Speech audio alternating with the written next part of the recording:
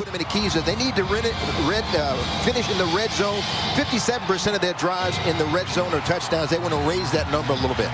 And back deep, you see Austin getting set along with Hogan to receive the kickoff to start the game. They won the toss.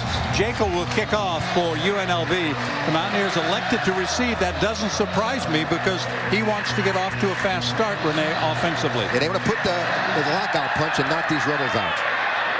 They'll go over Austin's head and dribble out of the end zone. So it'll be a 20-yard start for the Mountaineers of West Virginia. Getting set for Geno Smith, their brand new quarterback. His numbers are very good. As we mentioned, maybe his coming out game, Renee, was that comeback against Marshall. Oh, without a doubt. He really showed a lot of moxie in that. And again, he's really come on every week. He's gotten better and better. And he looks like he's going to be a special quarterback here for the Mountaineers. They think he can be very, very good. So we see how he does in his first possession. The Mountaineers hoping, at least their plan is to open it up early on. So immediately they empty the backfield. 5 receiver formation. 2 left, 3 right. And the first offensive set of the afternoon. Smith waits, steps up, rolls to his right, looks downfield, nobody open, and he'll take a 1-yard gain. Starting lineups for this afternoon offensively. Check them out for you. Noel Devine, a bit of a question mark coming in. We'll see how much he plays, how long he's in the ball game because of that toe injury that he has. There are the men up front. Much of the criticism has gone against West Virginia's offensive line. They will be tested again this afternoon. 2nd down and 9. Ball at the 21-yard line. Again, they empty the backfield. Same formation they had on play number 1.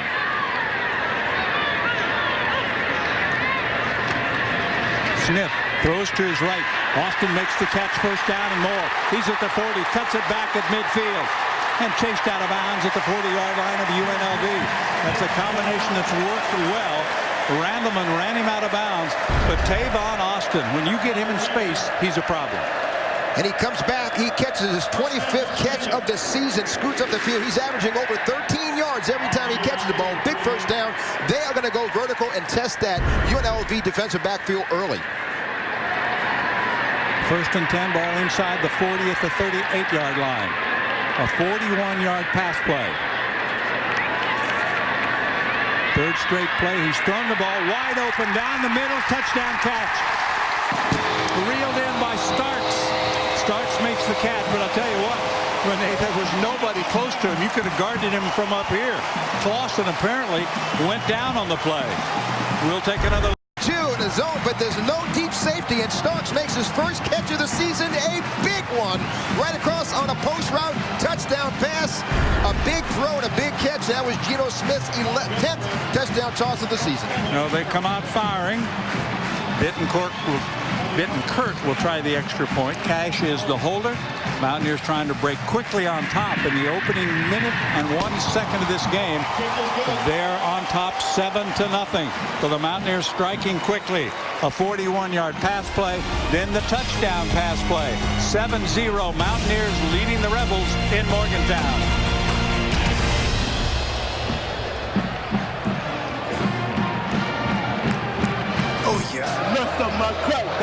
Getting set for the kickoff following that very quick touchdown for West Virginia, a 38-yard pass play that followed a 41-yard pickup on another pass play.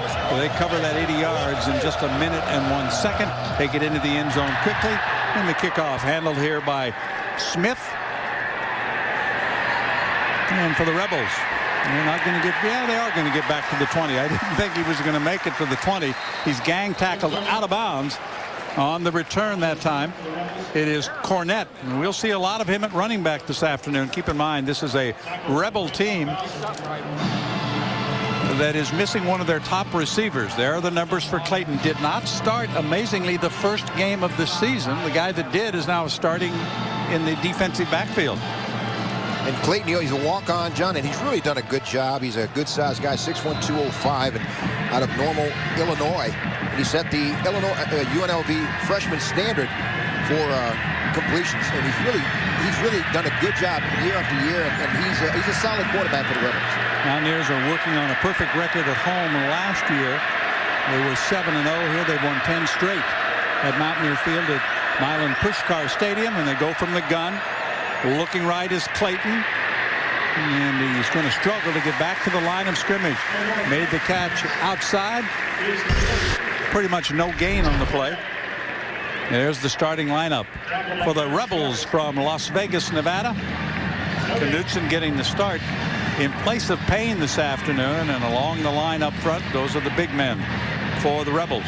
Coming in with a 1-4 record. Their lone victory was against New Mexico.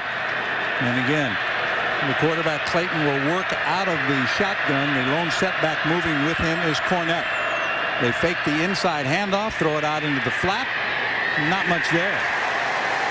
Right back to the original line of scrimmage. Going to set that West Virginia defense.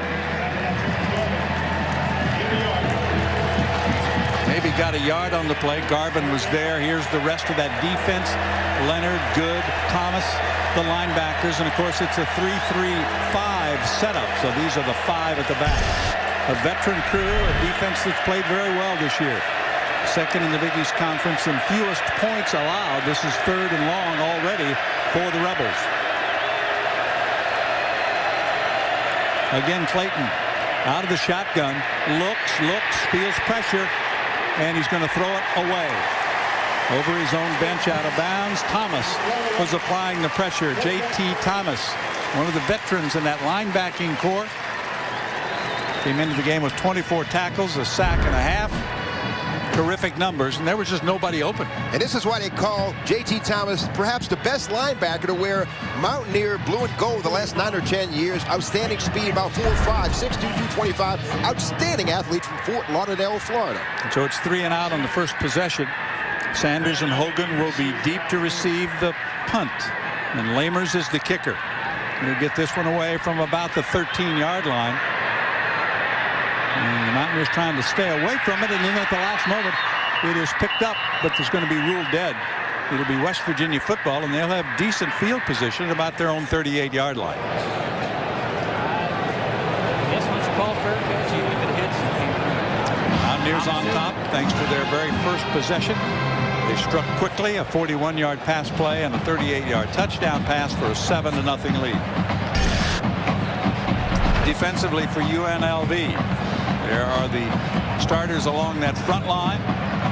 Traditional 4-3 type of defense. One of their top defensive backs is not in the lineup this afternoon, and that's Chandler, who has 4 interceptions, 2 fumble recoveries, but he's not starting. Quick pass to the outside, 40, 45 midfield.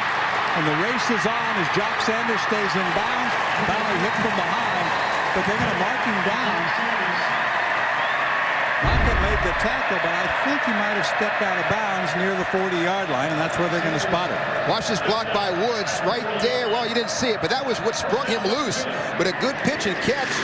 And Geno Smith, you're going to see the Woods block right there, allows him to scoot up the sidelines for a nice game. But you saw that right foot go out of bounds at the 40, first down 10 for the Mountaineers. Inside handoff. Devine is dragged down after a gain of about 5 on the play. Excuse me, that is Tavon Austin who carried the football that time. We were expecting to see a lot of different people back there, including Trey Johnson, number 27, will see some playing time. And again, they empty the backfield. 3 receivers to the left, 2 to the right. Second down and 4. Still 11:22 to play first quarter, and the Mountaineers driving it down the field 80 yards for a touchdown the first time they got the ball. And trying to move it again.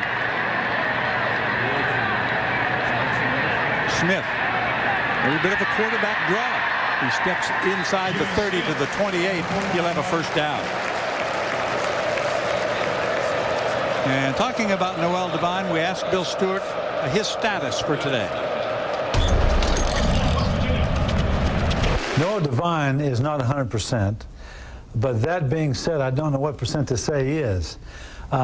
He doesn't have a turf toe or stub toe. He's got a bone bruise at that joint beneath the big toe. Therefore, his cutting ability has been hampered.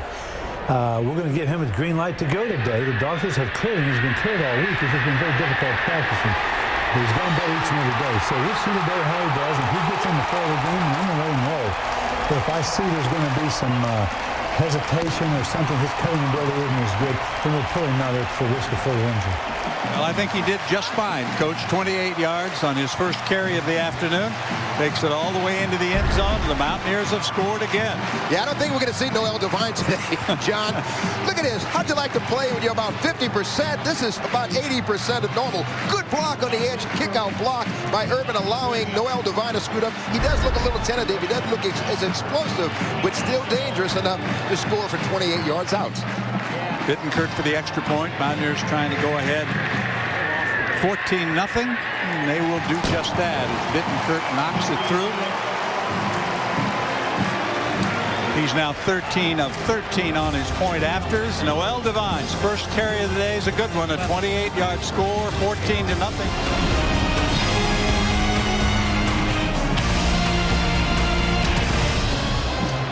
Welcome back to Morgantown, West Virginia, and Noel Devine striking from 28 yards out makes it 14-0. Keep this in mind, the Mountaineers have had it twice.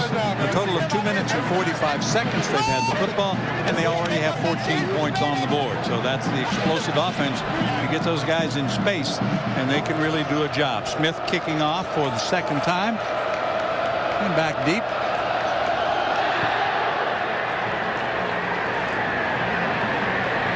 Bobbled at the 1, picked up, and here he comes. Little room right up the middle. Knifing through to make the tackle that time. And dropping him on the play.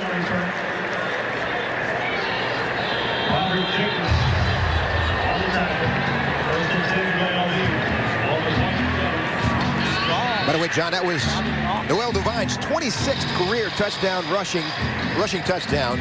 What an illustrious career he has had, coming to this game as the career active leading rusher in NCAA football with over 3,700 yards. We've already had a number change because Cornette in the backfield ripped his jersey and had to switch to number 33. Now to near the 35-yard line.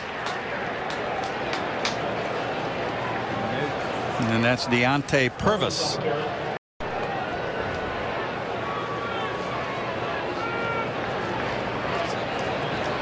So it'll be second down coming up for the Rebels from University of Nevada, Las Vegas, out of the Mountain West.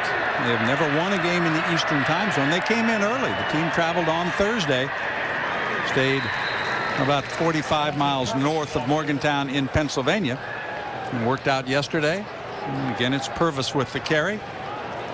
Leonard, one of the last to get up for West Virginia. And it's going to be first and 10. The ball is spotted now at the 39-yard line. Stolden will be split to the right along with Sullivan. And they have another receiver split left. The inside handoff will net about 2 across the 40 to the 41-yard line. Chris Neild was there defensively, the big man in the middle for West Virginia. UNLV basketball fans, you can follow the Rebels to Anaheim, California, the 4th annual 76 Classic. West Virginia played there last year. It's November 25 to 28. They'll be facing the likes of Virginia Tech, DePaul, Oklahoma State, Stanford, and more. Go to 76classic.com to get your tickets today. And there's the field for the 76 Classic. Back to live football action. And again, it's Purvis on the carry for UNLV. Scooter Berry there along with Najee Good. There is the first-year coach. Boy, you mentioned it. Houck had great success at Montana. 3 times he was coach of the year. 80 and 17 record coaching the Grizzlies led him to 3 national title games. He was coach of the year 2006, 7, and 9. Third down. About 4 to go. Fake the inside handoff. Clayton rolls, throws deep. Incomplete near the 30-yard line of West Virginia, so the Mountaineers will get it back again. Stolden was the intended receiver, could not hang on. Keith Candy was there defensively for West Virginia. And Clayton fools everyone, throws it deep out. It should have been caught right on the button. Garvin in coverage, but couldn't come down with it. And incomplete, going to punt it away. But balls like that, you need to make the plays, and Clayton made a pretty good throw on that. This, by the way, here in Morgantown was Hall of Fame Day. They inducted their latest class. That includes Mark Bulger, former West Virginia great at quarterback, who came back but then left immediately to rejoin his NFL team.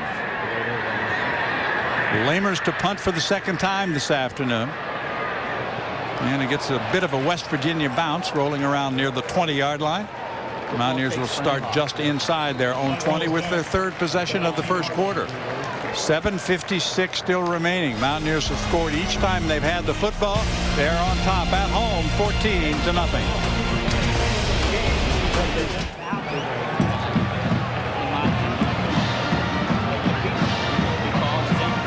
We are not far from the campus of West Virginia University on a gorgeous day to be out strolling around, or like we're doing here, playing football. 14-0. Mountaineers will have it at their own 19-yard line. They went through the air early, all alone with his first touchdown catch is Starks. That was a 38-yarder. Then here is Noel Devine, expected to see limited playing time, and he takes it all the way for a touchdown, a 28-yard rush, and that's why it's 14-0. West Virginia again with the football, and Devine is in there as the lone setback. So it's a 3-receiver formation with a tight end, and that is Will Jansen playing primarily. Devine will squirt ahead for about 8. Tripped up by Maka for UNLV. We mentioned the schedule for the Rebels. They played the likes of Wisconsin. Last week they played a ranked team in Nevada. Well, they have played some tough opponents. Devine remains in the game, second and short. We are midway through this opening quarter, and it's been a very impressive quarter so far, Renee, for the West Virginia offense. Full start. Offense, number 72. 5-yard penalty. Second down. That was Cole Bowers. You know, one thing that UNLV has an advantage over West Virginia is they're +4 in a giveaway takeaway. The Mountaineers are -4 in that, and that's something that Bill Stewart wants to address. He was really hoping to get some turnovers this game. The penalty cost him 5 yards. So it becomes second down and 7, and another flag flies. And that again is going to go against West Virginia.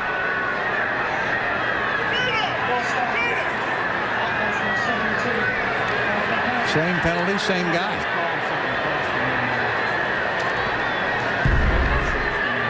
And Bowers is a Dean's List type of guy. You know, sometimes it's just premature movement. But back-to-back plays cost the Mountaineers 10 minutes. So second down and 12, and Noel Devine remains in the game. He gets the pass off his fingertips near the 15. So the incomplete pass, the first of the afternoon for Geno Smith.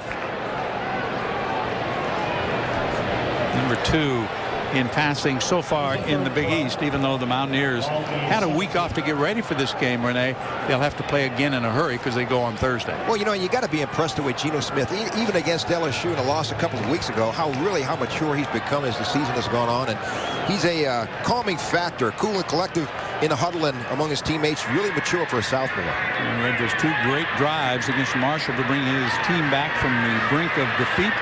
Pump fake. Buys some time. Still looking now. He's going to run. He'll be knifed down at about the 26-yard line. So he picks up positive yardage. Again, Maka is the one who runs him out of bounds. 14-0. Mountaineers on top. And they're going to have to kick it away. He may not be the running threat that Jared Brown was last year, but if you look at his numbers compared to Jared Brown last year, of course, Jared Brown was a senior, but very comparative. And Geno, again, second in the Big East in passing coming into this game, over 900 yards, 65% of his tosses complete, 9 touchdowns, or now 10 against 2 interceptions. And he gets hot as he did against Marshall. 71% of his tosses against the Thundering Herd were complete. Agnetti averaging almost 43 yards per punt. It's a little bit of pressure and kind of sidewinds it down toward the 30, and backpedaling to make the catch on the play is Johnson. And he'll go down near the 25-yard line. Now that'll be the field position for UNLV as they get it once again. Najee Good on the tackle. Let's check out the response to a question about his opponent this week that we got from Coach Stewart.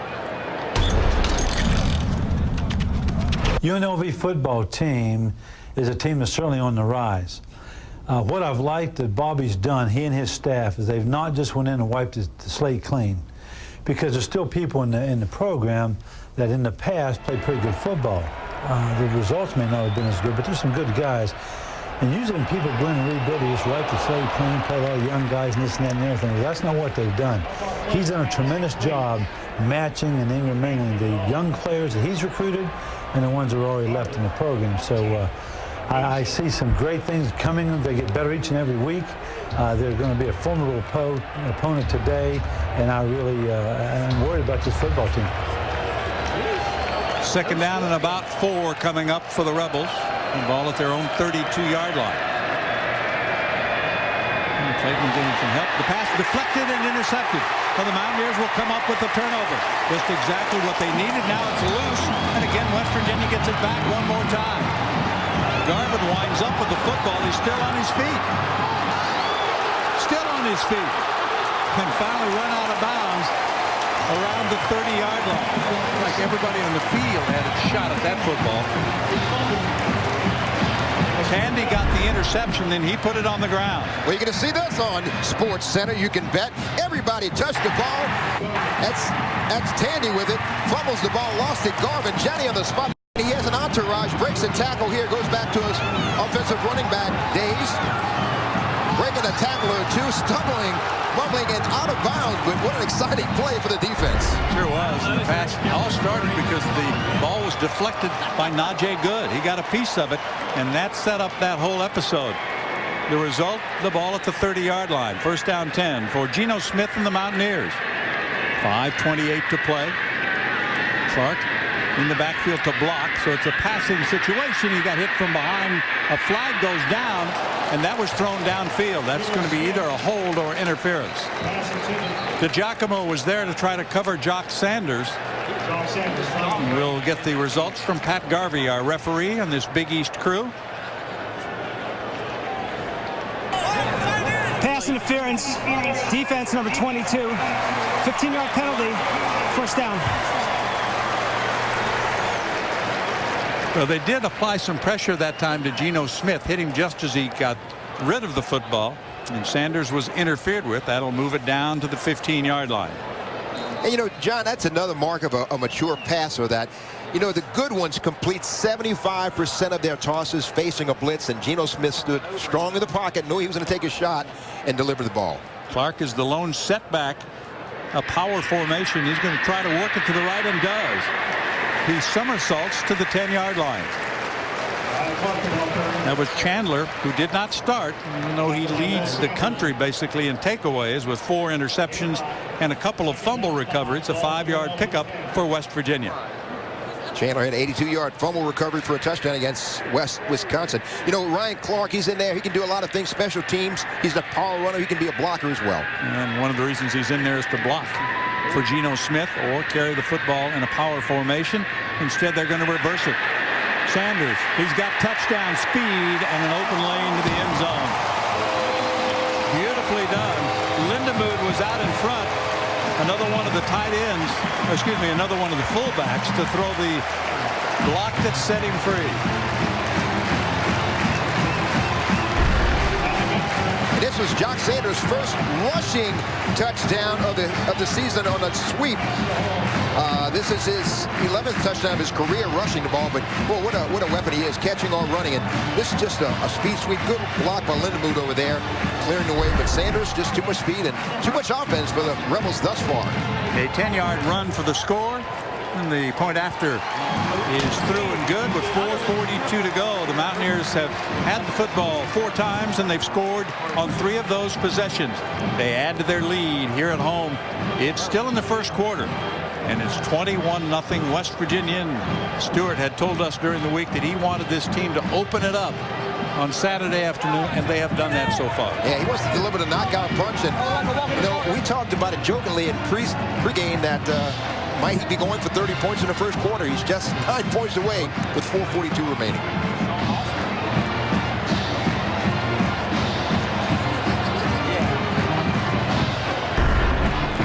You Talk about space. There's the fake up the middle, and around the side on a reverse comes Sanders, and there is nobody in the vicinity. I said his 10th. That's his 6th rushing touchdown of his career. But he does so many things, and when he plays the next level, he'll be good whether he returns, receives, or rushes. They only had 30 yards to cover. Did it in less than a minute. The 10-yard touchdown run caps it. Once again, West Virginia will be kicking off. Deontay Purvis is one of the deep men, and Cornette is back there as well. Smith handles the kickoffs, and he's going to chase this one into the end zone. Not quite sure about the way they were set up to receive that kick, because you saw that Cornette was not near the ball and it went over his head. Kind of excited about watching Cornette run. He's a 3-star recruit out of Texas, Galena Park, Texas, and North Shore High School. And boy, they feel he's going to be a special player. Just a freshman, 6 foot 190, John, but he's going to be a good player for the Rebels. Coach Houck was really excited about him when he talked to him this week. We're at Mountaineer Field in Milan Pushkar Stadium, Morgantown, West Virginia, for Big East Conference football on this beautiful Saturday. Happy to have all of you along. I'm John Sanders, along with Rene Nadeau. Cornette is the back. Here comes a push up the middle, and did they move? I think they did. That's going to go against UNLV, I believe. Full start. Offense number 57. Snap infraction. 5-yard penalty. First down. It is a snap infraction that was called on the play against Oyland. It's Kelly Oyland. The ball wound up on the ground. Did they call the wrong number, you think? It looked like it actually was Mack was the center who snapped it. They said number 57, but it was number 50. It certainly was a pre-snap. And in the backfield, a huge loss there as Thomas was all over that play. So JT makes the tackle in the direction. They're back inside their own 10-yard line. And J.T. Thomas just comes through that gap. And that's one thing about this 3-3-5. You don't know where they're coming from. And J.T. Thomas comes through. He had 11 tackles against Cincinnati a couple of years ago, 10 against East Carolina. He can make stops in bunches, John, and can take over a game. Second down and 21. Cornette remains the lone running back. And he'll get the football. Try the right side. He's got some room. Still on his feet at the 30, the 40. And at midfield, he's finally forced out of bounds.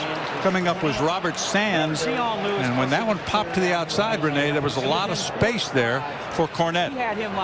You know, Cornette has an outside speed. Not sure how fast, but he had a 46-yard scamper against New Mexico. And you see he's got the afterburners. Just outruns the outstretched hands of Hogan right there, which is not an easy task. Stopped by Sands, but Cornette is the kind of guy you want to get him in space any way you can. Not a big guy, but certainly a guy who has that afterburners, can burn you, gets to the second level pretty quickly. And 45-yard run that time. The ball now at the West Virginia 46-yard line. That's the tight end, Vidal, in motion one way and then back the other. And they're going to try that right side again. The ball comes loose. And pouncing on it was Clayton. Recovered by Clayton.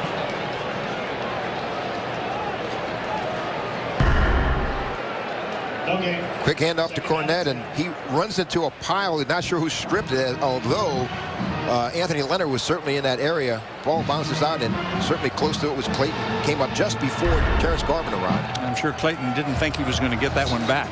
Right now, checking into the lineup, number 32, Channing Trotter. Again, it is second down and 10. This is Trotter to the left side, and there's no place to go. He fights his way back to about the original line of scrimmage. George Wright, number 99, was there defensively. That's one thing you got to give West Virginia. Defensive end Scooter Berry and George Wright and Julian Miller, Will Clark. They all get to the edge pretty quickly. All quick kind of guys, not big lumbering defensive ends. And they turn everything to the inside, allow the linebackers and defensive backs to clean up. So the 45-yard run got them in good field position, but they haven't gained an inch since. Third down and 10. Call it 11 because it's about 10 and a half. Clayton will throw it in the flat. And bounced out of bounds well short of the first down is White. Anthony White, the fullback, out of the backfield, makes the catch, but it'll be fourth down coming up and about 5. Anthony White, a senior out of Las Vegas, Nevada, collects it in and gets as much as he can before escorted out of bounds. That's one of the things, Renee, that they've done a good job of. They recruit Las Vegas heavily. Very good high school football there. 15 true freshmen have played so far. And the Rebels, already down 21-0, will go for it on 4th down. Clayton rolling right, looks, and throws incomplete. A late break on that coverage-wise by Tandy, but he got there in plenty of time. Stolden was the intended receiver, and West Virginia will get the football back. And I'm sure they did not want to let the ball get the game out of hands. 4th and 5. Wanted to go for it, felt a little confident, a little maybe too long for a field goal, maybe too short for a punt. Let's go for it. And right play call, just couldn't make the connection. You know, it looked like the receiver was open briefly, and the ball was just not delivered quite in time. Yeah, Clay took a little longer than he should have maybe to deliver the ball. The receiver was open momentarily. 41-yard line of the Mountaineers, West Virginia, with the football. This time they have 2 running backs in there. Austin is back there. And on the carry, it's Trey Johnson. We thought we'd see him, and he's going to lose about 5 yards on his first try of the afternoon. Johnson not able to make the play. Tackled on the play by Daniel Merco. Merco did a good job, and we expected to see Trey Johnson a little bit. He's a freshman, a guy we've heard so much about from Richmond, Virginia. Might be the next Noel Devine. Very, very similar in style. That was Merco who made that tackle. Loss of about 6 on the play. So it is 2nd down and 16. Mountaineers at their own 35-yard line. Trey Johnson is the running back. Stays in the block. And the pass out of bounds, but after making the catch, he'll get back part of the yards they lost on the first play. It was Starks who had that first touchdown catch with his 2nd reception of the afternoon. And the thing you like about Starks, his 2nd catch of the season. His first one was a touchdown, a deep out. Nice catch. He's got that 6'3" frame, outstanding basketball skills. Had over 1,400 career points as a basketball player in high school, but he's got great skills and great length. Pick up about 10 on that play. They've still got 3rd and 6. All back out at the 45-yard line. They need to get across midfield for the first. Smith sets, throws, and it's knocked away. Boback bats it down. So Ian Boback with the deflection. That'll force the 2nd punt of the afternoon for the Mountaineers. And we're going to Starks again. Starks, they liken his skills to the late Chris Henry, who played here before going on to the Cincinnati Bengals. But Starks can be a very special player, just a junior. Will be a good one. Johnson will be deep, number 7 for UNLV. To receive the kick by Pignetti. First quarter is winding down, 33 seconds remaining. 2nd punt of the afternoon, and it's a good one. Johnson calls the fair catch and makes it about the 13-yard line. And that's where UNLV will have it for their next possession. That one really good play, that was the 45-yard run by Cornett, but everything else has been pretty much stymied by the Mountaineers. The thing about Clayton, you know, he's really done a good job since he assumed that role from Mike Clausen after the first game. Clausen moved, as you mentioned earlier, John moved to safety. But Omar Clayton is a guy who's really worked hard for what he has right now. He's his 3rd in career, 5,490 yards behind John Denton. And you know, he just makes the plays. He could certainly be a good quarterback with the surrounding cast. That time Clayton was under center, throwing out of the backfield. The catch made it about the 25, and about the 15, and then working his way out was Harrington. One of the tight ends for UNLV with a catch. Harrington just hit the season, and Clayton bought a little time with the play action fake and looked to his tight end. Lay across the middle, and Harrington, as you said, 2nd grab, a former linebacker, walk on, and makes a big catch. End of the first quarter. Just short of a first down, but nothing short for West Virginia in the first quarter. 15 minutes in the books. Mountaineers have scored on 3 of 5 possessions. They've opened up a 21-0 lead at home against UNLV. Stay with us. More Big East action coming up from Morgantown.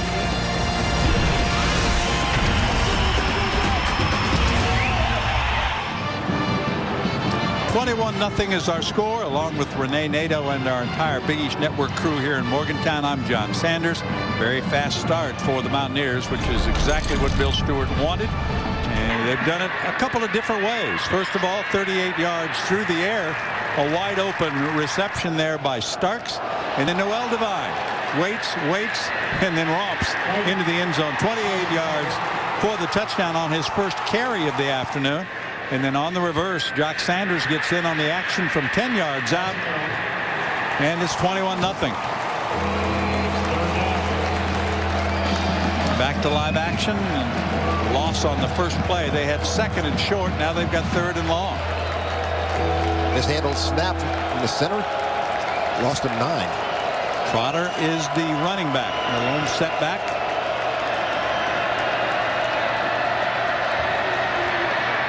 Pass outside, caught near the 20-yard line. That's going to be close to a first down.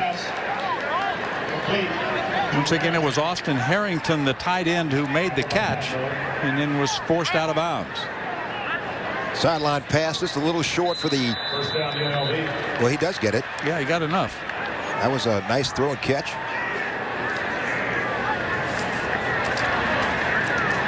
You know, the thing too about UNLV is they have 15 freshmen on offense and defense. Very young group, but baptism by fire, if you will. This is the way you learn and become better.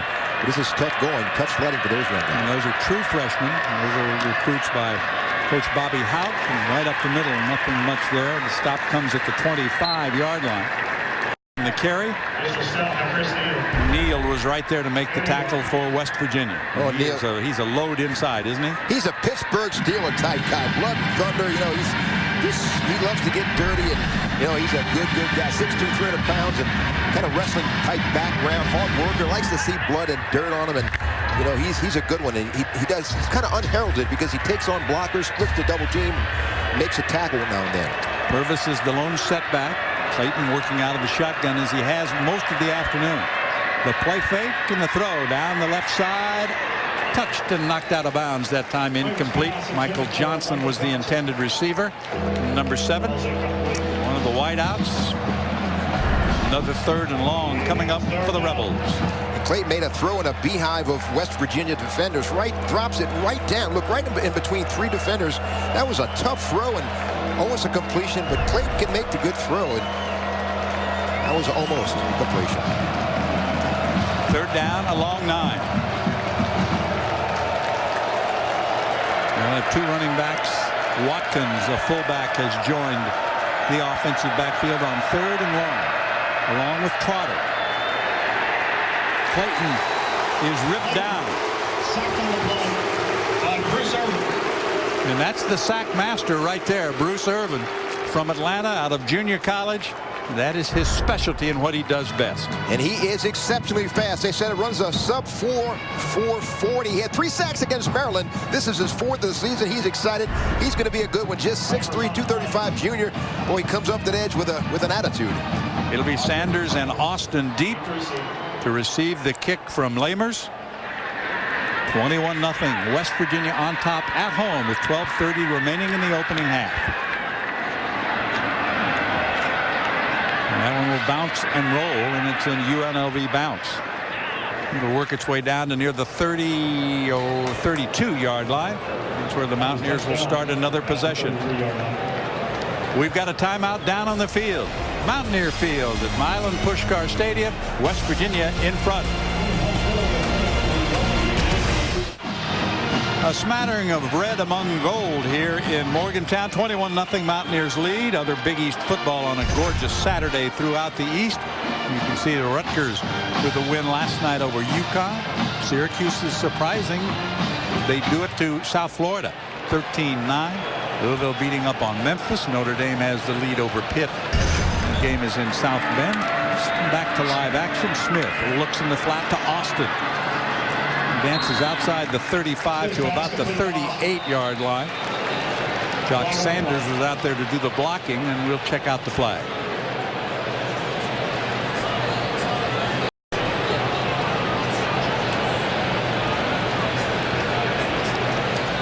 Pat Garvey, the referee, will sort it out.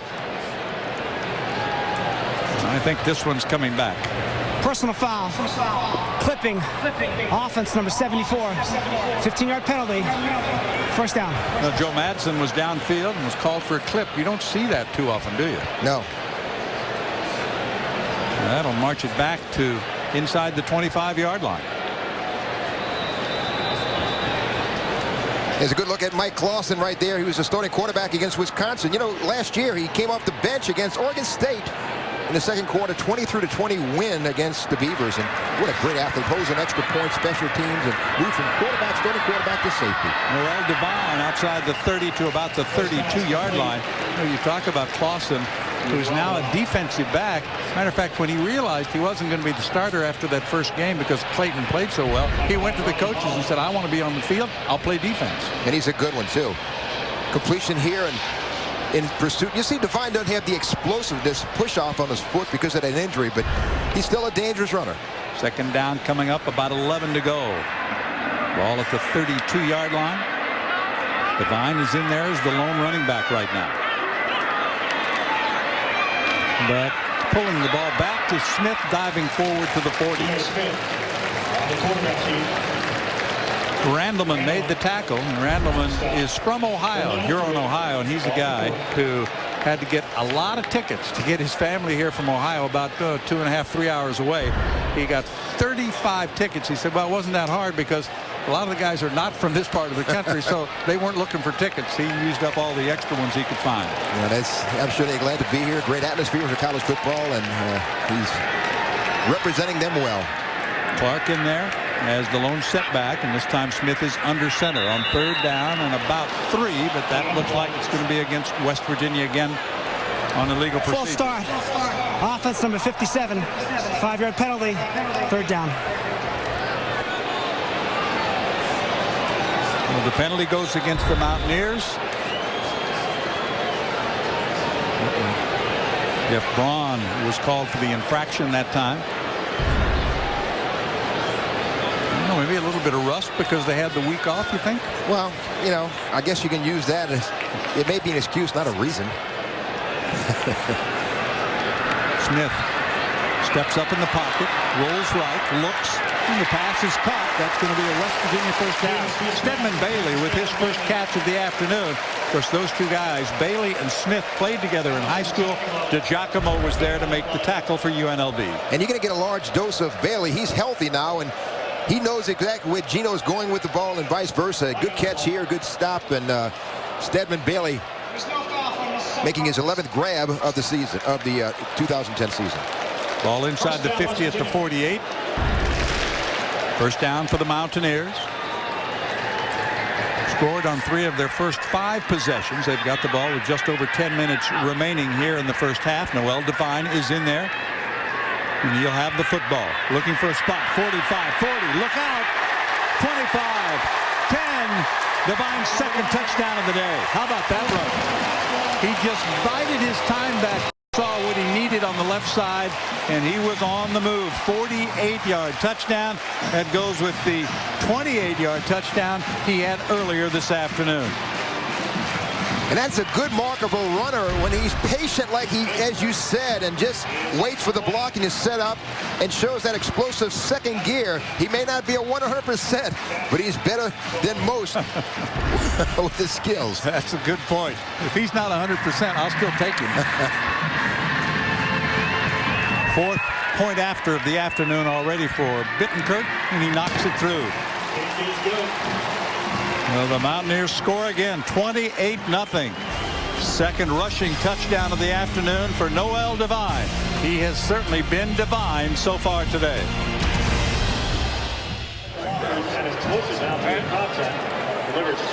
4 TDs so far for the Mountaineers, and 2 of them thanks to the feet of Noel Devine. Noel taking it 48 yards for his second touchdown of the afternoon. He's only carried the ball 3 times, but he's piled up a lot of yardage on those 3 carries. 84 yards, and he's 68 yards behind Steve Slayton, 4th-time all-time among West Virginia rushers. Sullivan and Cornett deep to receive the kickoff from Smith from the 5-yard line. This little cut back to the 20, and now bouncing outside is Cornett. He'll get across the 20 to maybe the 21-yard line before he's dropped. Let's take another look. Comes back to get the ball, and good blocking. Look, you see right there, Braun, among others, good block on the edge, and downfield blocking by the wide receivers allows Noel Devine to just scoot and put it into second gear and just glide into the end zone on a 48-yard scamper. From the 21, the Rebels will have it. They have never won a game in the Eastern time zone. They've never played a Big East team, and the hit applied, beautifully done that time by West Virginia's Miller. Just as he was getting ready to throw, Miller unloaded on Clayton.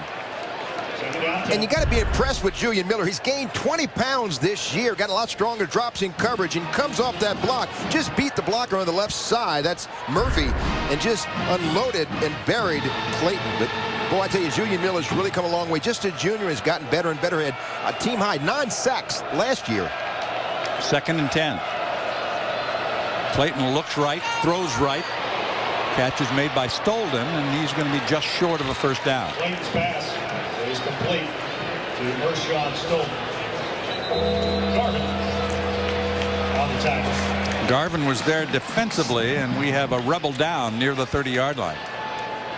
Is that Stolden who caught the ball? Appears to be, and they can ill afford to lose any players right now with lacking a few weapons.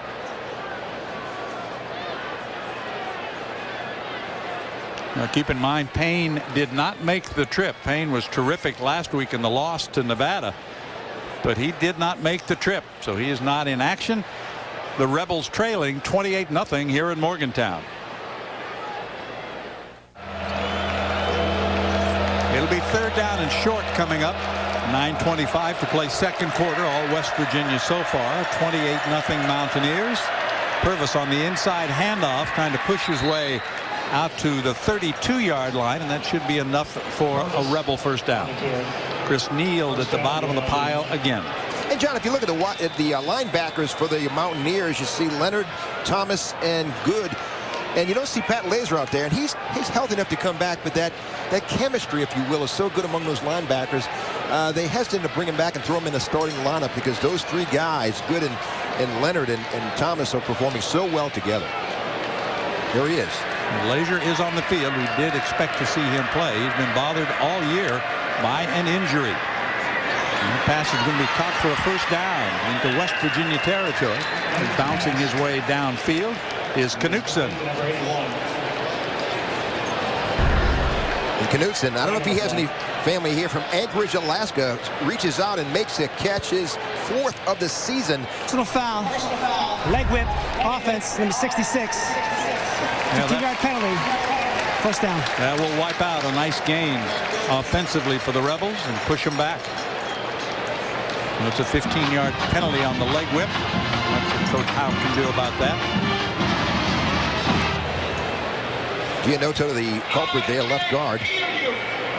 You know, where they stayed, mentioned, is north of here, about 45 or 50 miles, right next to a racetrack which has a casino. But these guys are from Las Vegas, so that wasn't a temptation at all, was it? No, I don't think. And you know, we're talking about this offensive line, and this offensive line has performed admirably, only giving up 7 sacks thus far. They've done a good job against good competition.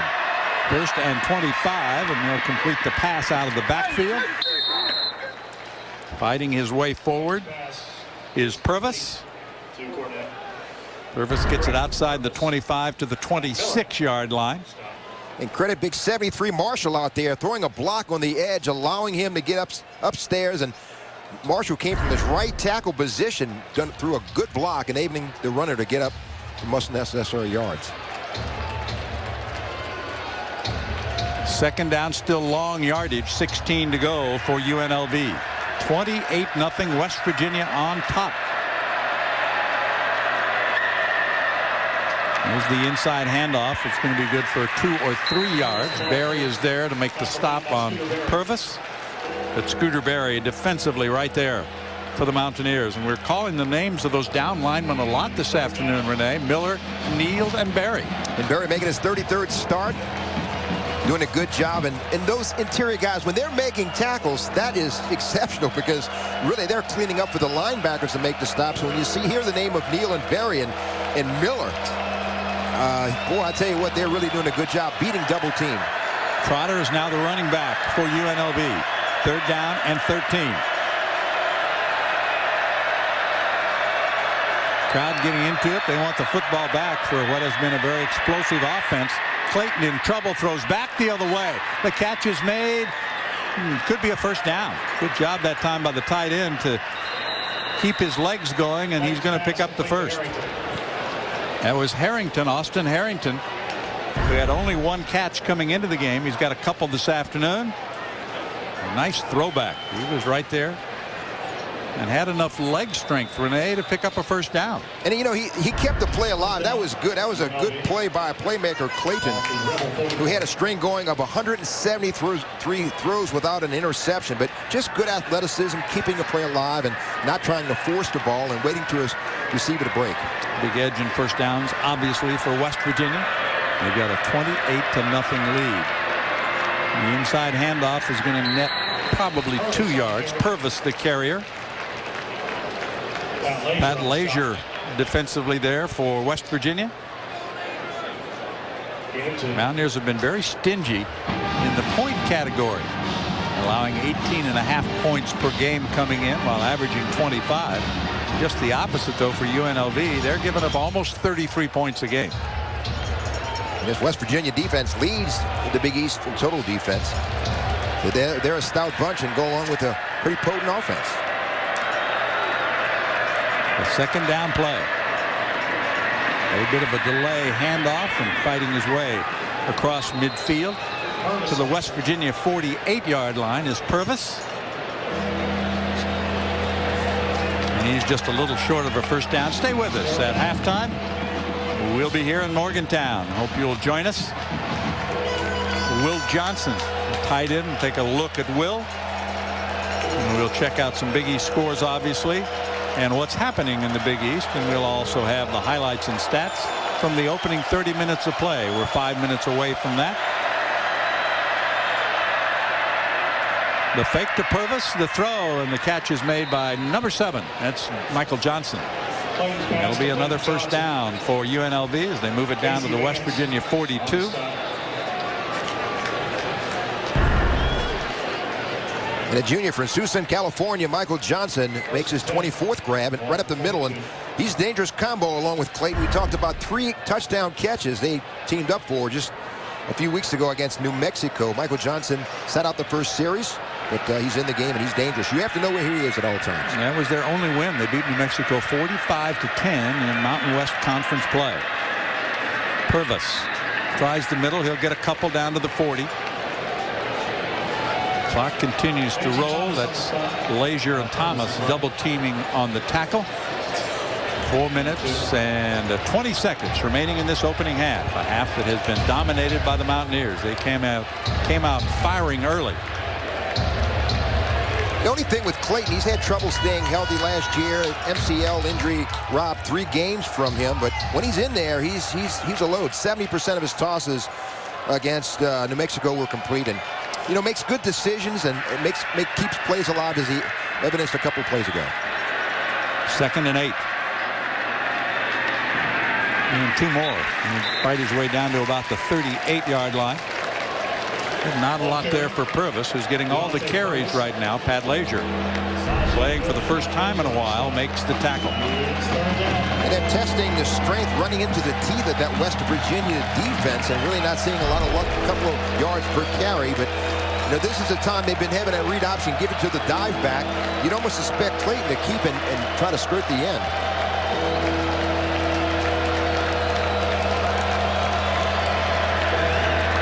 Third down conversions, 42%, and they're 50% so far this afternoon. This is 3rd and 6. Clayton gets away from the rush by Irvin and completes the pass out of the backfield to Purvis. But nothing there, and you saw Pat Miller defensively in there for West Virginia.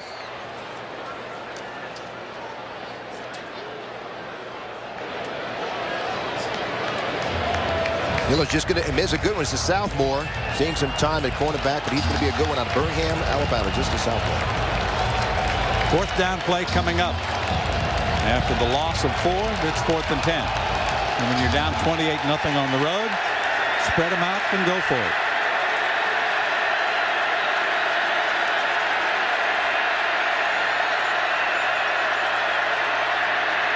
Down he goes. The sack comes back at the 47-yard line. Miller is there. So the Mountaineers hold on 4th down. They'll get the football back in great field position. Julian Miller with sack number 2. And boy, I tell you what, the roof caved in on Clayton, and Julian Miller are just one of many, but he gets his 2nd sack of the year, and what a job that defensive front has done for the Mountaineers. You know, Sands was also there as well, applying the pressure. So West Virginia will get it back.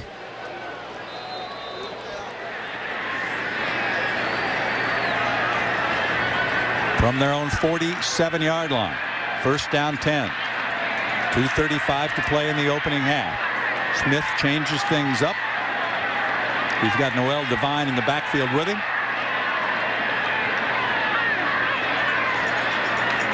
Devine stays in to block. Miller airs it out down the far sideline, and he airs it out a little bit too far. He intended for Starks, who had the touchdown catch to start this game. He could not catch up with that one. 2nd and 10. Starks just has a go route and just couldn't run underneath. And Gino just threw the ball out there, hoping Starks could run underneath it. Couldn't get underneath it. But you know, when you throw a pass like that, it just kind of keeps that defense honest, loosens them up a little bit, and makes those slants and underneath stuff a little bit easier to complete.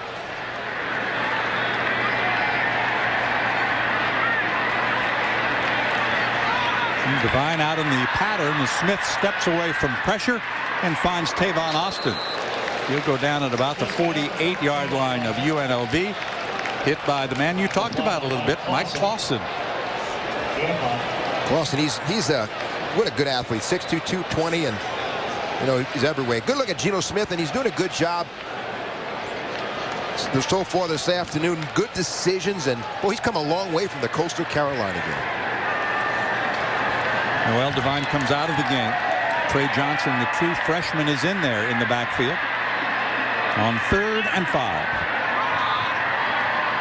A lot of time for Smith. Over the middle, overthrown.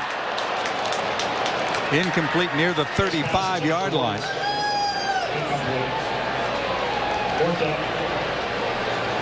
J.D. Woods was the intended receiver. It'll be 4th and 5. The Mountaineers will kick it away. Well, you know, there's cross patterns. He had some shallow crosses underneath, but went to the deeper Woods and just threw a little too tall. And they'll have to turn it over just over a minute to go. Johnson will be deep to receive the kick from Pignetti.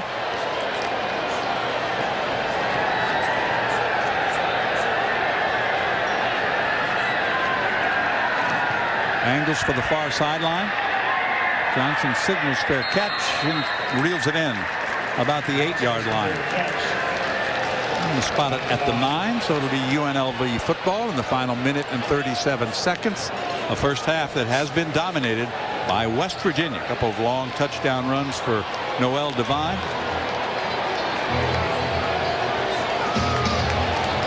One touchdown run for Jock Sanders, and the touchdown pass that went from Smith to Starks. That's been the story offensively for West Virginia. You know, it's interesting. West Virginia has 9 different combinations they could wear. We'll talk a little bit about what they're wearing today and the reason why, perhaps.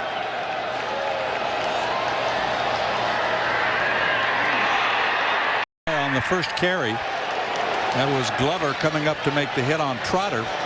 Trotter the ball carrier. Glover. Hand up to Trotter, and he's a guy who runs between the tackles. Wow. Hello. That will get your attention, won't it? Meet Mr. Glover. Like we said, West Virginia wears 9 different combinations. Today they're wearing adult top and gold pants. They win since 2001 75% of the time when they wear this combination. Best combination, gold jersey, blue pants. They've won 100% of the time at home wearing that. You did your homework, didn't you? Got a lot of free time, John. Clayton runs out of bounds. You pick up 2, maybe 3 yards on the play and stop the clock with 53 seconds remaining. Still in the opening first half of play.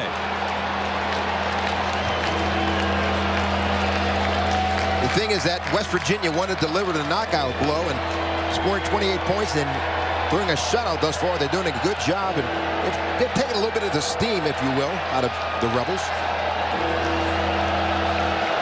They're trying to get back into the top 25. And it's not an easy schedule for the men from Las Vegas. Clayton dumps it into the flat. Not going to be much there at all. Maybe gets back to the line of scrimmage. Trotter made the catch out of the backfield. They've used that play quite a bit, Renee.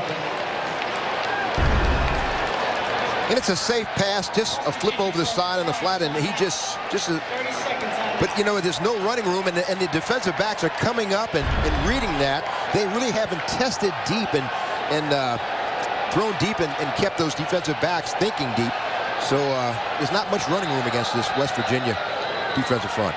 UNLV will take a timeout, looking at 4th and long deep in their own territory, and they're going to have to kick this one away. So one more chance for the Mountaineers. Jock Sanders and Tavon Austin will be deep to receive the punt. Handled by Lamers.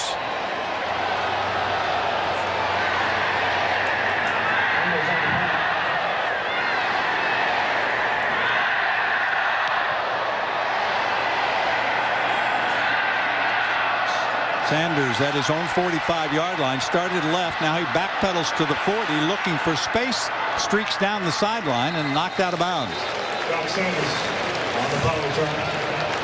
He did get it back near midfield. Matter of fact, across the 50 down to the 48-yard line. He just kept backpedaling, Renee, looking for a space. Waiting for a block, a key block, and it never arrived. And credit UNLV special teams with keeping him bottled up. We'll see what Smith decides to do in the final 30 seconds. 28-0 West Virginia. Mountaineers have used the big play to their advantage so far in this opening half. Final non-conference game for the Mountaineers, who will play again on Thursday. Smith steps up. Oh, he's going to throw this one deep toward the end zone. Catch is made. Touchdown Mountaineers. A leaping grab by Starks. That is his second touchdown of the afternoon. And the Mountaineers squeeze out another score. And we talked about how Starks will have a coming out party. Entered this game without a catch. He's got 2 touchdown catches thus far. One to open the game and one to close the half. What a big play by Starks. He simply out-jumped Chandler to make that catch and score his second touchdown. A 48-yard strike. Bittenkurt for another extra point, and the Mountaineers have opened it up 35-0. They have been the masters of the big play so far this afternoon. Starks with his second long touchdown reception, and that was some kind of play. He actually took that ball away from Chandler, who coming into the game had 4 interceptions. We talked about his basketball skills, and he just out-leaped the defender and came away with that, stole the ball away. But it did show that rather than just kneel on the ball, go for the kill shot, they now have 35 points. And I think what Bill Stu would like to do is maybe, if he can salt this game away with a game coming Thursday against Conference Pro South Florida, maybe put some new faces in here. And you can see Geno Smith throwing downfield, and really he came back on that. Starks came back and just out-leaped the defender to come up with a nice grab, his second touchdown catch of the afternoon. And he leaves Will Chandler wondering what happened, because he thought he was going to have an interception. He did not. So another kickoff coming up for Smith.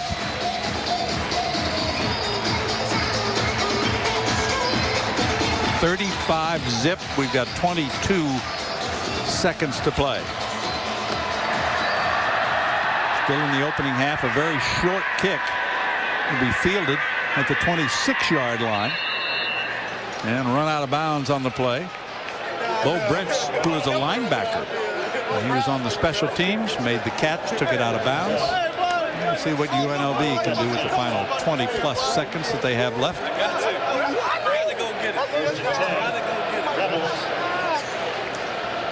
Missing in action is Payne. We talked about him a little bit. One of the top receivers for UNLV did not make the trip because of disciplinary reasons. From the 30-yard line, first down 10. Clayton out of the shotgun. Runs away from pressure. He'll pick up about 6 or 7 yards, go out of bounds with 13.5 to play. Miller chased him out. And this is the guy we were expecting to see for UNLV, but he didn't make the trip. And he's got 110 catches in his career.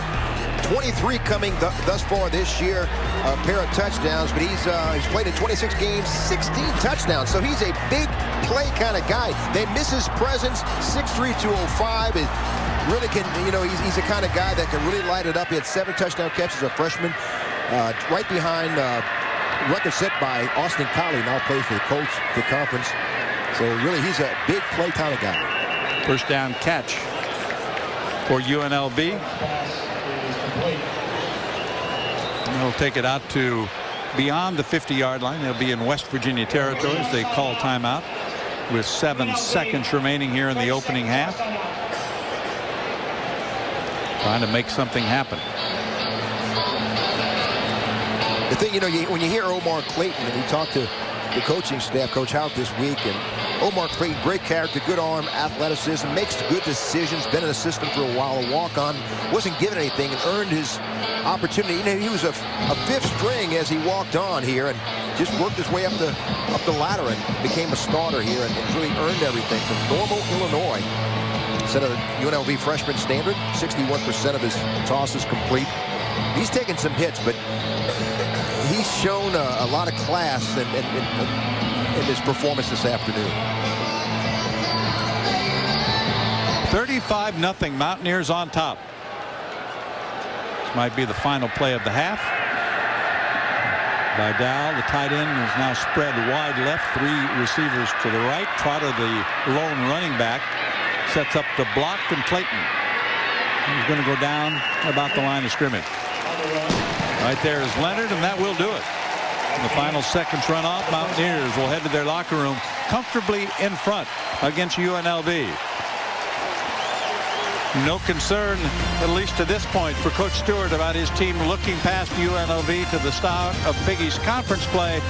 They have dominated so far this afternoon, defensively and offensively, 35-0.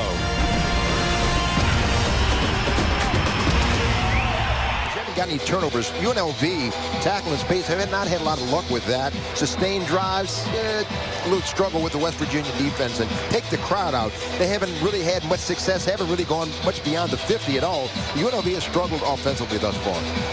It'll be Sullivan and Cornett deep to receive the opening kickoff in the second half, handled by Smith as he kicks off for the 6th time this afternoon.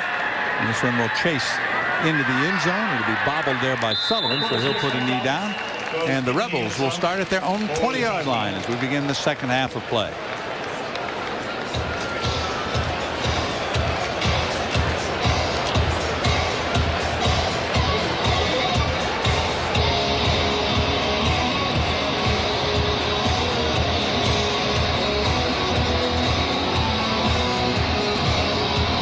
Back to work for the offense, and you see a new quarterback. Caleb Herring is in there, a redshirt freshman.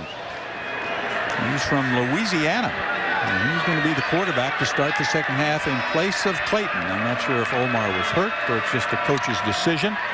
But they're going to put the ball on the ground and pick up a first down. Carrying the ball was Cornett. And he is another young player, a true freshman from Texas. And Herring is a strong arm, kind of a pro-style type of guy. Good size, 6'3", 190. But good athlete.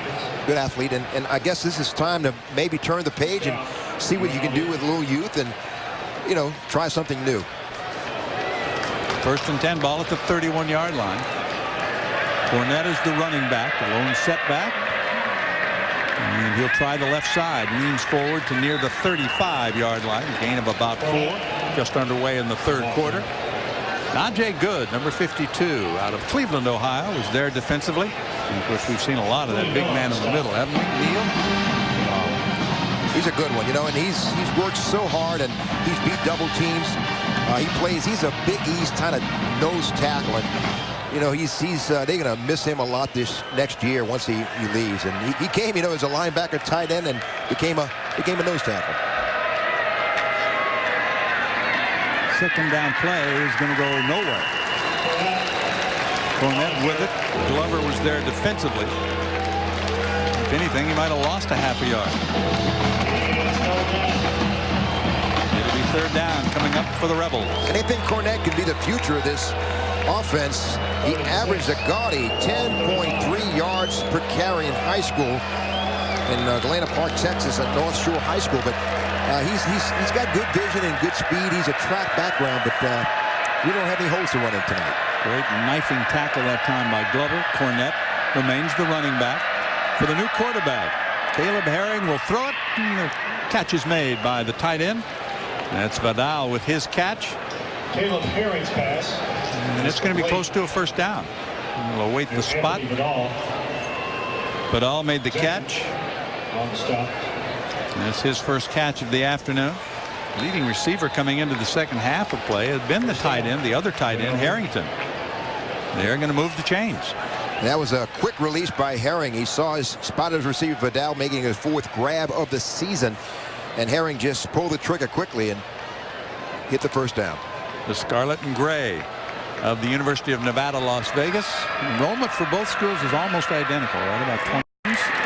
That'll be a loss on the rushing attempt. But this is Purvis, number 26 right now.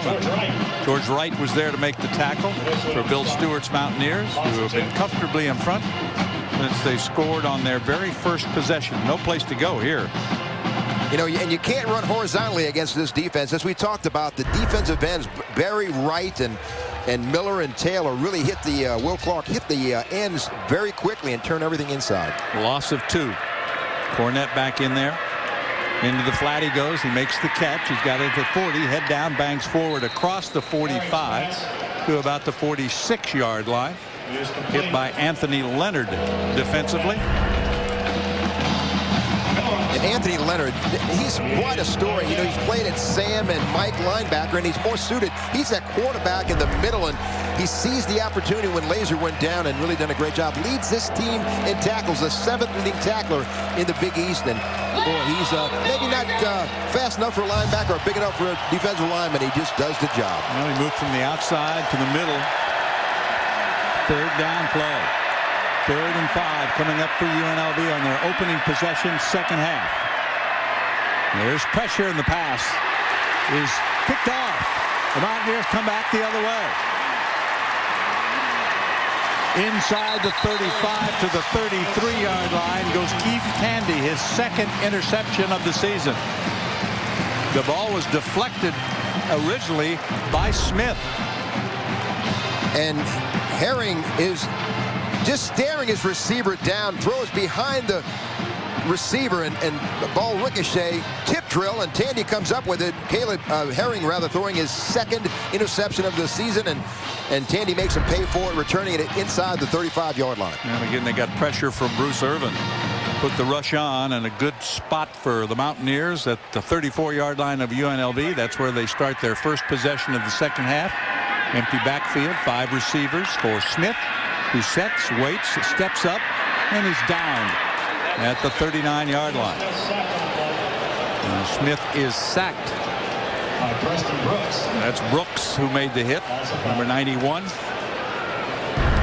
A senior from Los Angeles. He had all kinds of time, and then he ran out of time. And this is something to mark of a young quarterback. You have to have a ticking clock in your head and know when to let it go. Tick, tick, tick. You know, you have to know that it's not going to stay open for long. Either get rid of it, run it, or just down it. McCartney is now on the lineup. Inside handoff. Kind of wiggling his way inside the 30 to about the 29-yard line is Tavon Austin. Going to get good patience by Austin. Isiako, Tui on stuff. You know, Austin will be the face of this team next year when Jock Sanders and Noel Devine depart. He's all-time leading rusher at the state of Maryland. Ran over 6 miles during his career in Maryland. Brian Clark now in the backfield. One of the few times we have seen Geno Smith under center. Rolls right, looks right, and got an open receiver. And that's the tight end Johnson. We talked about him at halftime. Will Johnson with some room down the right side, and the Mountaineers are knocking at the door again. And Will Johnson makes his 5th grab as a naked boot. Geno Smith dials number 6 Johnson, and you know he's a good broken field runner, as evidenced by that feature at halftime. And a good run by Johnson, picking up first down inside the 10. First and goal, Mountaineers. Jock Sanders with his 2nd catch. He'll be down short of the 5. Atui made the hit on him. Atui. And Smith with that screen pass, good blocking on the edge, especially that was Barclay delivering a good block, a key block.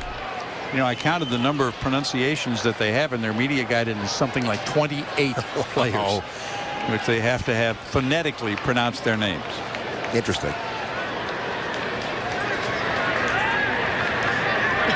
Johnson is the lone setback. 2nd and goal. Johnson will be down at the 5. Check it. That is Sean Alston with the carry, number 20. Bell made the tackle.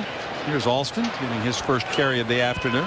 And they call him Thunder. He's a big guy, 5'11", 222, and he teams up with Clark sometime with that massive big bull backfield, a jumbo pack as they call it, and they threw him a bone. Nice pickup. Switches from one side to the other. Smith sets, waits, looks, throws, touchdown. Once again, it's Starks. Boy, did he have time? Unbelievable.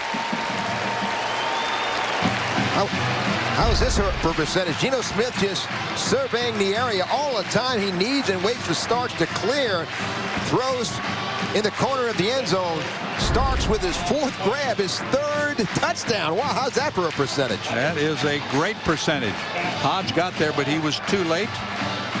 Nutter is the snapper, Cash the holder, and Bittencourt for still another PAT. Booms it through. He is perfect so far. He's made 17 out of 17 on the season, including 6 this afternoon. 42-0. The big lead for West Virginia. They're on a roll at home against UNLV.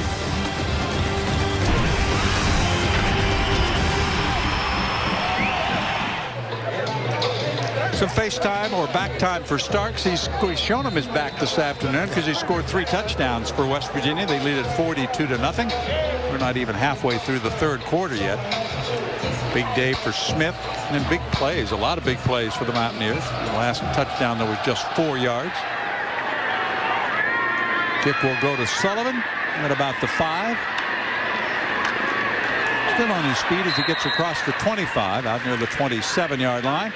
And that's where the Rebels will start their 2nd possession of the 2nd half. Rigg made the tackle, and for West Virginia warming up on the sidelines is Barry Brunetti. We may expect to see him, a freshman out of Memphis, Tennessee, and we saw a little time against Coastal Carolina, but exciting quarterback, really one of the top 3 dual quarterbacks last year, very mobile, led his team, a high school team, but back-to-back 13-0 record, so interesting to see Brunetti maybe next series. 42-zip with 8:41 to play 3rd quarter. With Renee Nadeau, I'm John Sanders. There's the inside handoff to Cornett, and he'll be shoved down near the 30-yard line. That was Miller who was there, Julian Miller. Well, he's really come on. Julian Miller, happy with him, and you know, he had a chance to either go to Cincinnati, Illinois, came to West Virginia, and they're glad he did. And he's really 14 tackles for losses last year, led the team to 9 sacks, and had 3 sacks against Louisville last year. But he not only can play to run, he drops in coverage and does a great job. 6'4", 260, just a junior. And he is from a pretty good football town, Columbus, Ohio.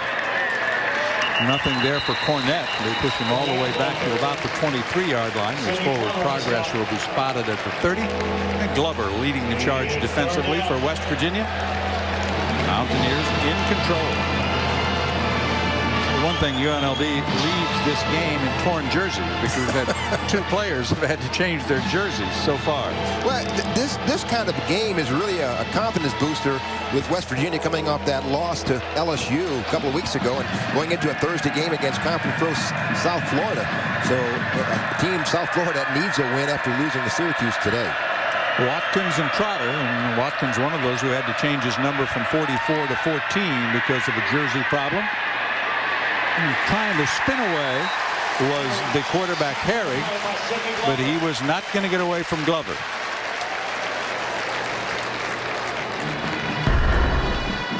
And Glover really, that was his man, comes on a blitz and from the outside and stays with him, and Herring trying to get away from him, couldn't do it, and a great play staying with him, Glover, from his safety position. It'll be Sanders and Austin deep, standing at about the 40-yard line of West Virginia. Lamers to punt. Yeah, nice kick. Sanders will backpedal and get away from the football. Let it roll. It bounces inside the 30. And we'll be down at about the 27-yard line. That's where West Virginia will have their next possession. We'll see what kind of changes they have when we come back. Right now, third quarter, West Virginia 42, UNLV 0.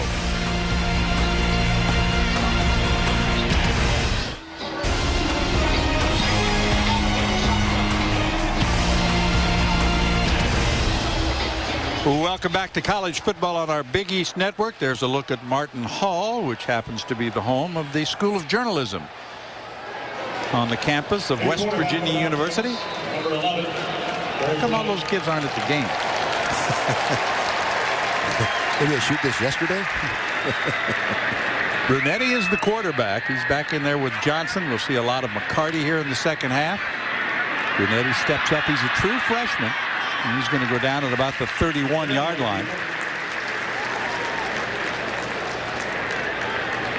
Now you'll notice he's wearing number 11. That's the same number that Irvin wears on defense.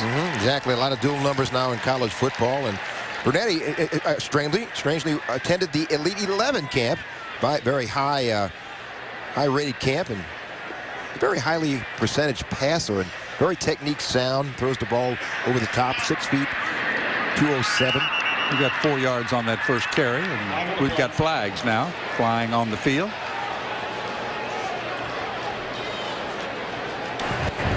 False start. Offense number 14. 5-yard penalty. Second down. That's a redshirt freshman, Chris Snook, one of the tight ends. So it moves it back, makes it second down and about 11. And Brunetti was in a battle during camp with Jeremy Johnson, who would be the guy to back up Smith. Does this mean Johnson will be redshirted, or does it mean that Red Johnson might transfer? Well, you'd have to think right now redshirt because Geno Smith being a sophomore and Brunetti a freshman in the pecking order. It's kind of tough to play behind a guy that you know is going to be there at least 2 more years. Well, you know, and the thing is, Brunetti seems to be a team kind of guy, and of course, you never want to wish anything on anyone, but you know, you got to have some depth at every position. You never know when injury may come into it. And this is a good idea with 5 minutes remaining in the third quarter for Coach Stewart to pull some guys, some starters, rest them for Thursday, and give some valuable experience to guys who really need it. Ryan Nealon has checked into the lineup, number 80. It's a very familiar name for Mountaineer fans. Johnson is the running back. Brunetti hands it to Johnson. He threads his way across the 30, close to the 35-yard line. He'll come up about 2.5 yards short of a first down. Mareko makes the tackle. So it's fourth down for the Mountaineers. They'll have to punt it away. Pugnetti will come on. They say Trey Johnson has a little bit of Noel Devine-ish moves in him. Same stature, not a big guy, about 5'10", 172. Very strong, powerful, much like Noel Devine. Not big in stature, but very powerful. Kicking to Michael Johnson. With 4:46 to play in the third quarter. Some pressure applied, but a nice booming kick. They're chasing back inside the 15, back pedals to the 11-yard line, looking for room, and will get it back to about the 16.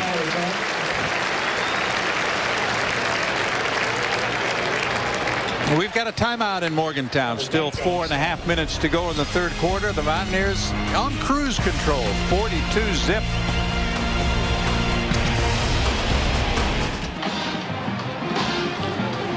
Welcome back. And Mountaineer basketball fans, you can follow Coach Huggins and his team to San Juan, Puerto Rico, the 4th annual Puerto Rico tip-off. That's November 18 to 21. West Virginia taking on the likes of North Carolina, Minnesota, Western Kentucky, and more. For tickets and travel, go to PuertoRicoTipoff.com, and that's the field for the trip to Puerto Rico. 20-3, final from earlier today. Syracuse defeated South Florida. First down play from the 16-yard line. Herring on a rollout and unloads downfield. The pass was intended for Michael Johnson,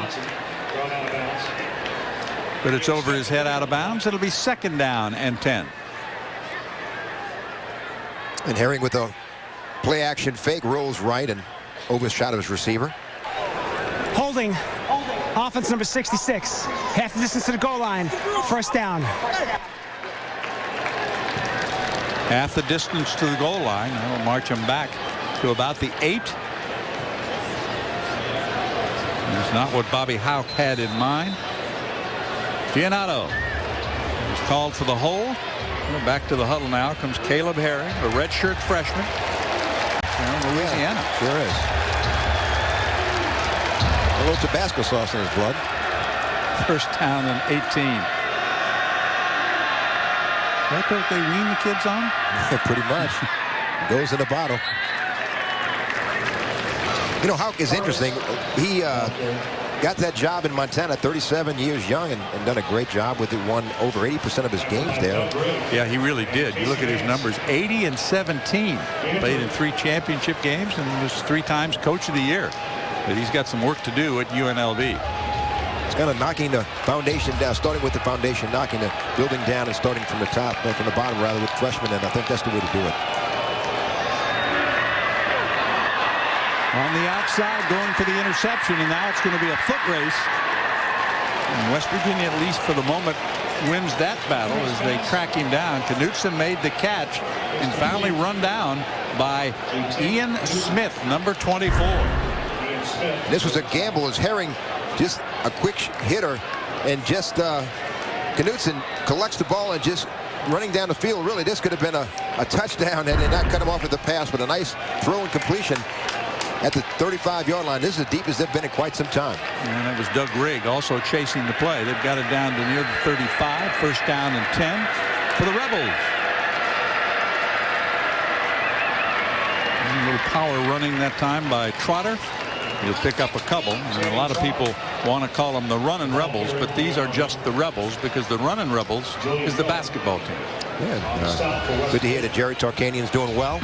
Makes a lot of the basketball games, and well, what a squad he had, John, with the Running Rebels, didn't he? Larry Johnson and those guys, and wow, he's very, very visible and active around Las Vegas. Why not? Good place to be. Yep.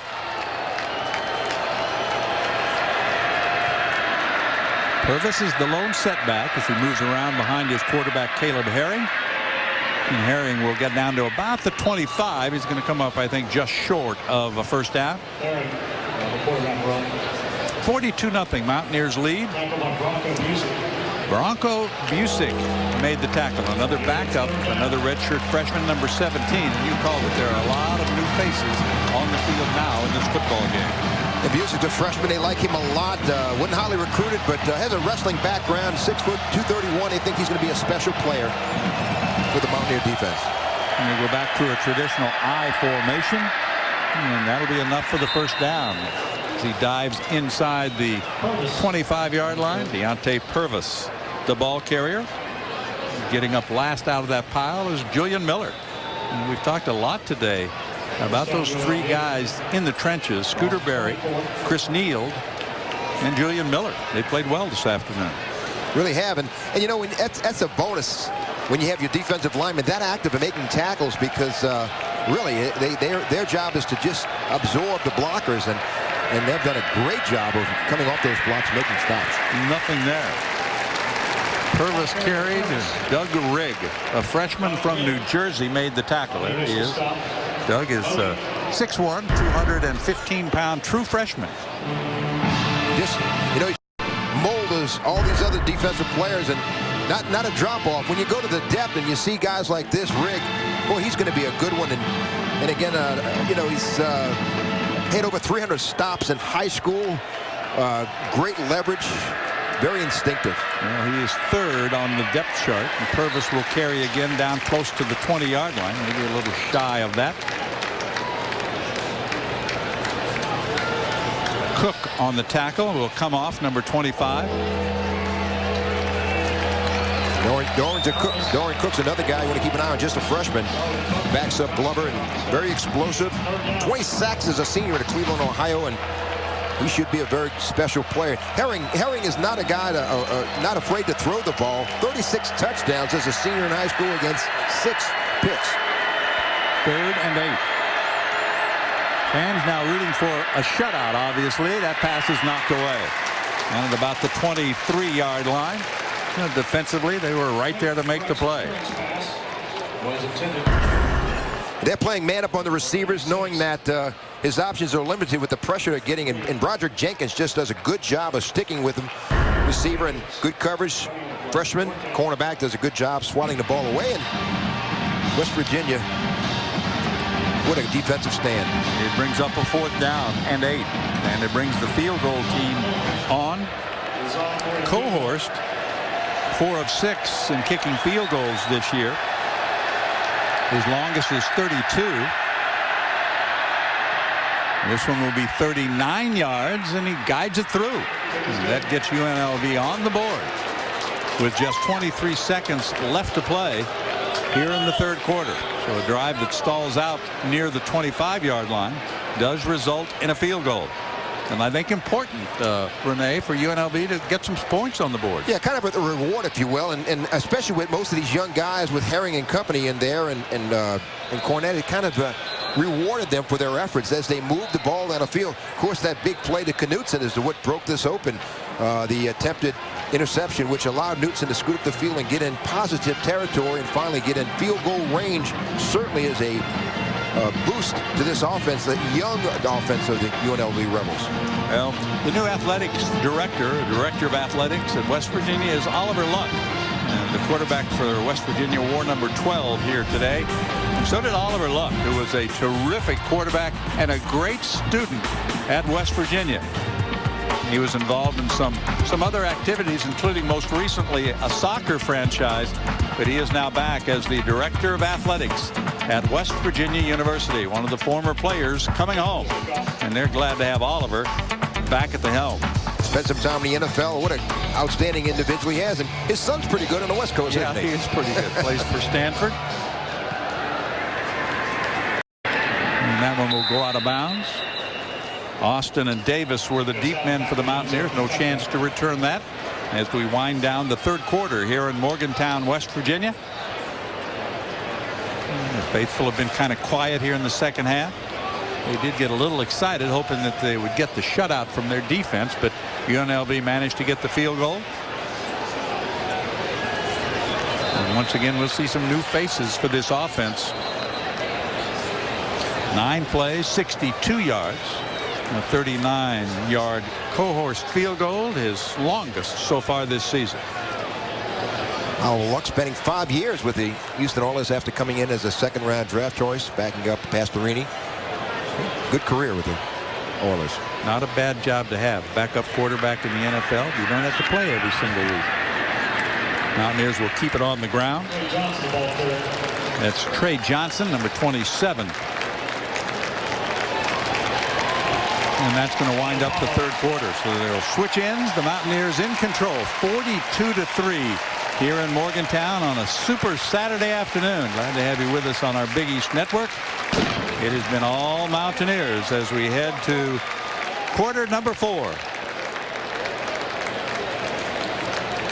We'll see some new faces, clean jerseys for the Mountaineers as they try to add to a huge lead.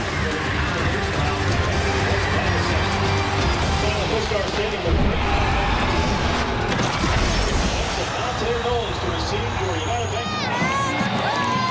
cheer about for the youngsters in Morgantown. It's 42-3. West Virginia has the football. Second down from their own 26-yard line. And we're seeing a lot of new faces. Coley White is in there as a slot receiver, brother of Pat White. And that's going to be a loss. Carrying the ball was Trey Johnson. Trey Johnson ball carrier. Holloway made the tackle, one of the defensive linemen. Dave Holloway on the tackle.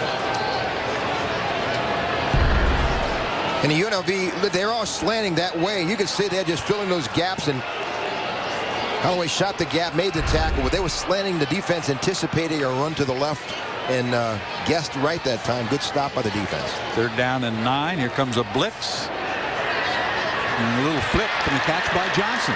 Johnson steps across the 25 to maybe the 27-yard line. He'll be short of a first down, and the Mountaineers will have to kick it away. And some pressure that time on the young quarterback. He showed a little moxie here. He stayed right in the heat. He knew he was going to get annihilated, and he stayed with the play, kept it alive, and dumped it off and made some positive yards, even though it didn't turn into a first down. Nice play by the young freshman Brunetti. Johnson will be deep to receive Pugnetti's punt. And the Mountaineers content now, I think, to keep this ball on the ground as much as they can. Use the clock in the fourth quarter with the big lead. Some pressure against Pugnetti, but he gets it off. And fair caught at the 35-yard line for Johnson. And the last drive for UNLV resulted in their first score of the day, the 39-yard field goal. So they've got more work to do. Both teams going to backup quarterbacks in this rather lopsided contest.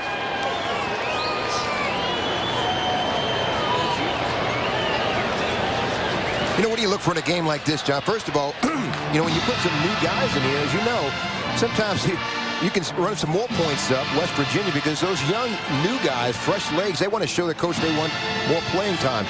And the guys who are veterans in here, you know, there's no let up when you have a big lead like that. And the coaches will look at this film and see who played whistle to whistle and didn't let up and played hard like West Virginia was behind instead of ahead by 42 points. Overthrown downfield. Johnson was not able to come up with it. The ball was too tall. And defending on the play once again was Broderick Jenkins, another one of the backups in the secondary for West Virginia. Might have gotten there a little too soon. A little contact there, incidental if you will, but yeah, Herring is again dropped back and stayed in the pocket, delivered the ball, but a little too tall, but it was a little incidental contact. Two wide receivers split to the right side. The quarterback falls down, and the Mountaineers making pay. They put some pressure on. That's Dorsey, Mike Dorsey, number 33, out of Akron, Ohio. It was a second-team All-Ohio quarterback running back come to West Virginia when they turn him into a safety. It'll be a good one. Another freshman that is getting valuable experience. Well, on the play, Caleb Herring basically tackled himself trying to make the handoff, and he went down. They lose a yard. It'll be 3rd and 11. Cornette, the running back, alongside Herring. Two wide receivers each way. Herring throws right and almost a nice one-handed catch. And a flag's going to come out for the hit that was applied to Harrington. I think helmet to helmet is what they're going to call here. That was a nice little touch throw in the zone between the corner and the safety. And right there is one of the trainers for West Virginia. Trent Bell made the hit on the play. It's a helmet to helmet call, I'm sure, when the receiver is kind of exposed a little bit. And again, that was a nice throw by Herring, and there's not much.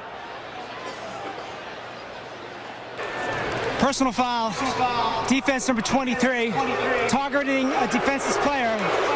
15-yard penalty. Automatic first down. Well, the fans don't like it, but you called it, Renee. It's pretty much an automatic penalty, and it looks like he's going to be okay. And Herring is just stretched out here and defenseless, concentrating on the ball, and bang. It wasn't so much helmet to helmet, but he did. I think that's what really grabbed the attention of the official, was that helmet to helmet contact. It's close right here. You can hear the action. Wow. He almost made a great play on the ball right along the boundary. And yeah, you can see that. That was great camera work there, catching the action from all different angles. And you can see he's a little bit tentative as he walks off the field. And Coach Stewart doing some lecturing on the sideline. First down play just outside the 50-yard line. And they'll power it ahead. There's Cornette again, who's getting a lot of carries here this afternoon. Josh Taylor on the stop.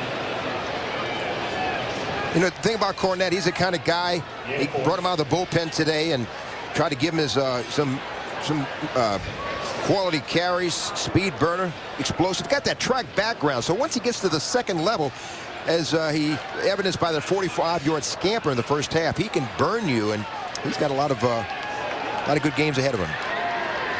You know, the points given up this year, or excuse me, this afternoon, 42. The pass is incomplete. Would have been short of a first down. That's Badal, who could not hang on. 42-3. The Big East Network happy to have you along here in Morgantown at Milan Pushkar Stadium. Mountaineer Field. Along with Renee Nato, I'm John Sanders. And it has been all West Virginia. But you look at the numbers. The opening game of the season, they gave up 41 points, did UNLV to Wisconsin, then 38 to Utah. Idaho scored 40.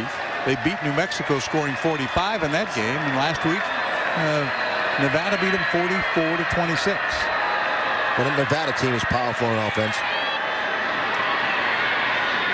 Yeah, it's a very tough schedule for them. And a flag comes down. There's Pat Miller.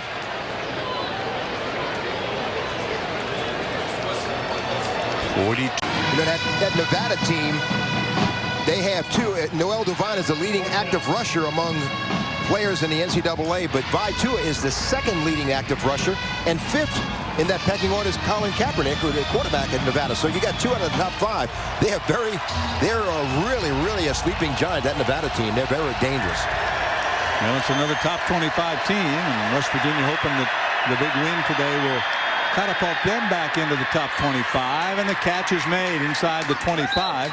Spinning out of bounds is the fullback, Kyle Watkins. Pass complete to Kyle Watkins. I like the way they use their tight ends and fullbacks, and this is a nice throw and catch out in the flat to Watkins, and makes a nice grab and scoots up the field for a first down. And Herring has to feel good about his performance thus far. You know, coming in late in the game and kind of leading them to a field goal and make some positive yards. Got to wonder if you know, this is going to lead to more playing time for him as the season goes on. First and 10 at the 21-yard line. That's Cornette trying to get outside. He won't do it. He's down at the 25-yard line. Dorsey is there, one of the backups, a true freshman. And this is the way you play it. He strings it out, comes in, gets penetration, and just gets a nice tackle.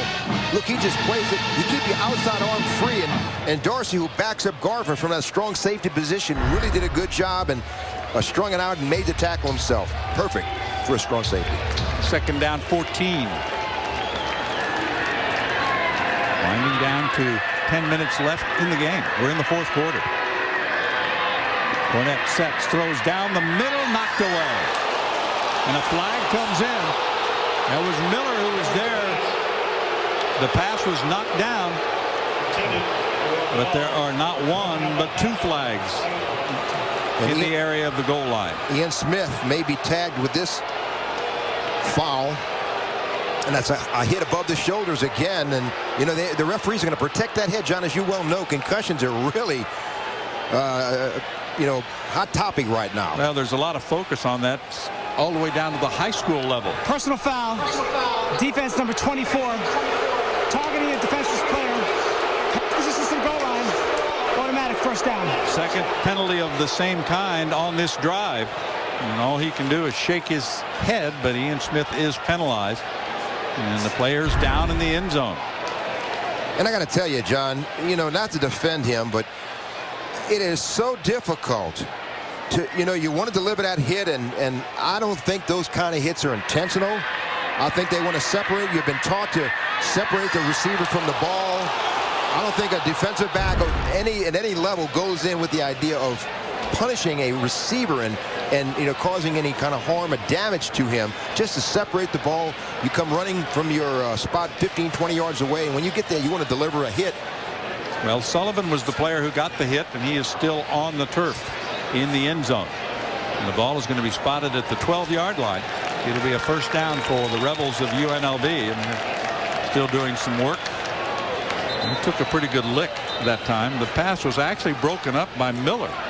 He deflected it, and then came the hit from Smith. In the meantime, we've got a player down. We've got a timeout. 9:58 remaining. It's all West Virginia at home.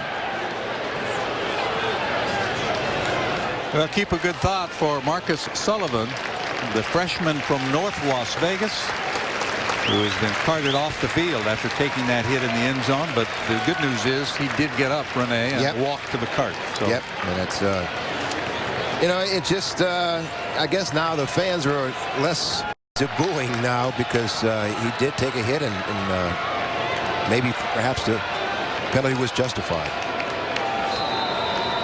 42-3 is the score. First and 10 from the 12-yard line. And running away from some pressure and throwing it away is Caleb Herring.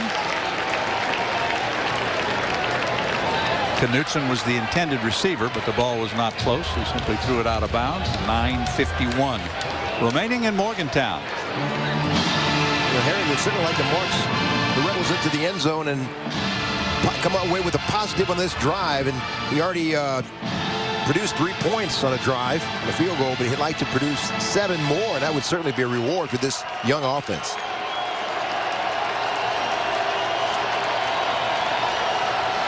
Cornett throwing the block. The pass goes over the head of the intended receiver. That's Davis, and out of bounds.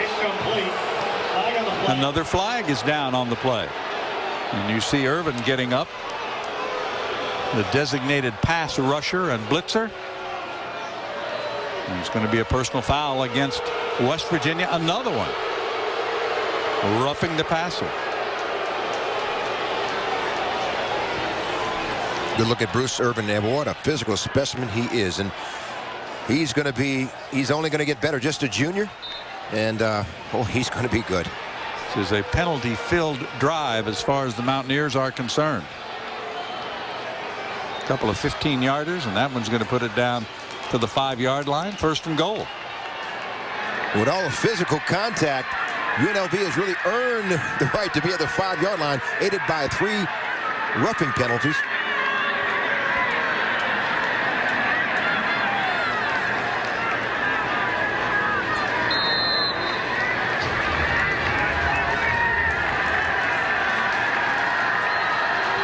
First and goal for the Rebels.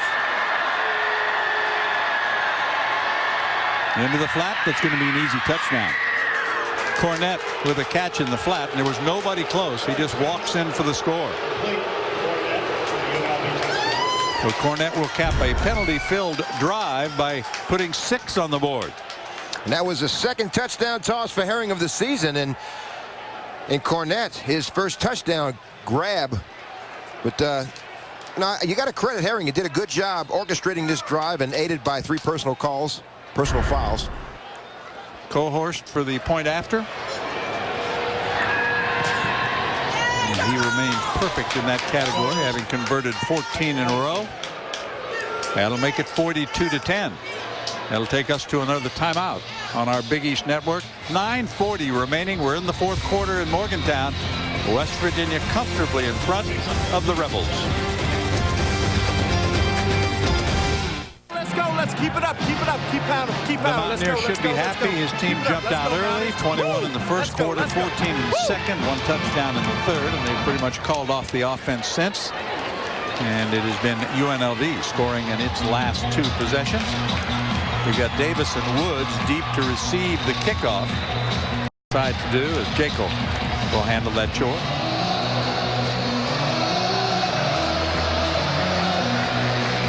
(42-10) now with 9:40 remaining. The onside kick And the Mountaineers make the play. You know, it's Dorsey who caught that ball. Number 33. Dorsey, one of the up men. Interesting, John. 4 of the remaining 7 games for the Mountaineers are at home. They're going to be hosting South Florida this Thursday. Then Syracuse comes to town. That is going to be an interesting game. They do travel to Pittsburgh, UConn, and Louisville. And there's the nice hands to seal the football. And they'll start this possession at the 46-yard line of UNLV. Alston, the running back. He spins his way down to the 35. He should have enough for a first down. John Alston, the redshirt sophomore. Mike Clausen made the tackle. You know, West Virginia hasn't had a true fullback since Owen Schmidt, but this guy does a good job. When you got the jumbo backfield, Alston and Clark, they do a good job, and Alston knows how to find that. He loves 3rd and 1 short yardage, loves to pound it in between the tackles. At the 34, it's 1st and 10. Pounded up the middle again, not much there. Stacked up by the Rebels. Again, Alston on the carry. We have not seen Noel Devine in the second half, but we saw a lot of him in the first half with a couple of touchdown runs. Devine, 48-yarder, and also a 28-yarder. Alston will readjust the headgear. It's 2nd down 9. You know, also the offensive line has done a good job. You have Edger and Snodgrass and Zimmerman in it right now. A lot of depth on that offensive front for the Mountaineers. Maybe just short of another first down. Lindemood, one of those walk-ons, is now a scholarship player. He's fan favorites, and that's something that West Virginia has really done good with walk-ons. Owen Schmidt, Rich Brown, Zach Abraham, a walk-on program, and this is he's he's the strongest Mountaineer right now with a 645 squat and 6 feet 234. You know, he was a great running back in high school and wrestling champ as well, and he, you know, gave it up to be a blocking back, and West Virginia did a good job. That's him in motion right there. Looking long and overthrown. Incomplete. And the Mountaineer fans, as McCartney wanted a flag, didn't get it. So it's incomplete. McCartney, another product of Miramar, Florida. There are a lot of Floridians on this West Virginia team. There was a little bump from behind, but the fans are reacting to McCartney's reaction to the play. Well, that was uncatchable, and the younger cousin of Chad Ochocinco, McCartney, a former teammate of Geno Smith at Miramar, Florida. A little disappointed. Boy, he is certainly, of all the tools, he's going to be a really, really good one before he leaves here. That true freshman. 4th and short. First down, West Virginia. Inside the 15-yard line is Sean Alston. Farrell made the tackle. Farrell made the tackle for UNLV. And both teams using a lot of their backup players here in the second half. Really good blocking. He's got a wide hole to run through, and you know, the first tackler don't hit him to 5 yards down the field, and the damage is already done. First down, they continue to move the chains, and I'm not sure if West Virginia wants to score right now. They just want to eat up clock and go away with a W. They've still got some time on that clock. Coach Stewart and not following any orders for sideline. He's on the field. Ball down to the 10-yard line. Again, it's Alston on the carry. Dunlap made the tackle for the Rebels of the University of Nevada, Las Vegas. West Virginia really flexed their muscles, and they got off to a great start. The opening 3 drive produced points. And boy, I tell you, Geno Smith really hot today, and we heard so much about how Starks was coming on. He really did 4 grabs, 3 of them for touchdowns. What an outstanding performance. Now near field, basically in the shade now as things begin to cool down. It's going to be down near the 5-yard line. Lindemood with the carry. And the tackle was made by B.J. Bell. Lindemood, who just went on scholarship, was a walk-on August 26th, and he has really been a great find. Another great walk-on for the Mountaineer program.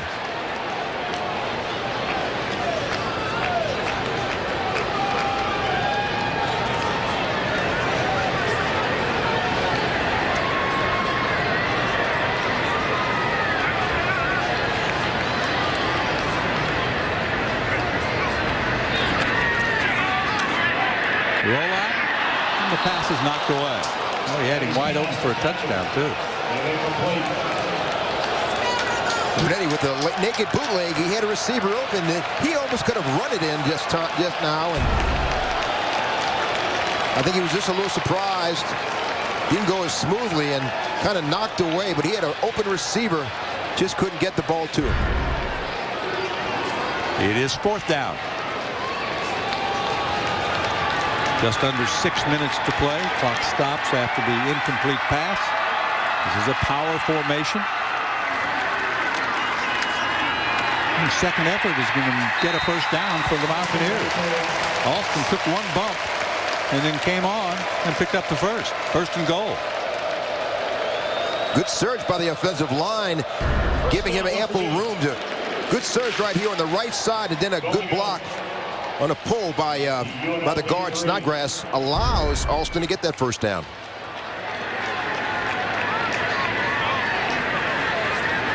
All right, now it's Alston and Lindemood in the backfield. Behind the backup quarterback, Brunetti. That's a touchdown. Matt Lindemood takes it into the end zone. That is his first touchdown. He had 35 scores. 35 scores as a high school player. His first as a Mountaineer. And boy, he's so happy, and he earned it. Just dragged the would-be tackler, Carter, with him into the end zone. Another touchdown for West Virginia. Bittencourt on to try another extra point. 48-10. He's under further review. They're going to review whether he actually got across the goal line or was the knee down at about the 1.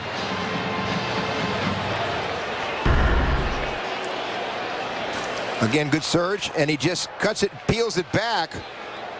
Well, you know, that elbow, if that elbow touches, John, I'm not really sure. And I think they may be looking at the left elbow. If that touchdown before the ball broke the plane, they're going to spot it right there. And I think that's where the question lies. Well, it wasn't a question of his knee.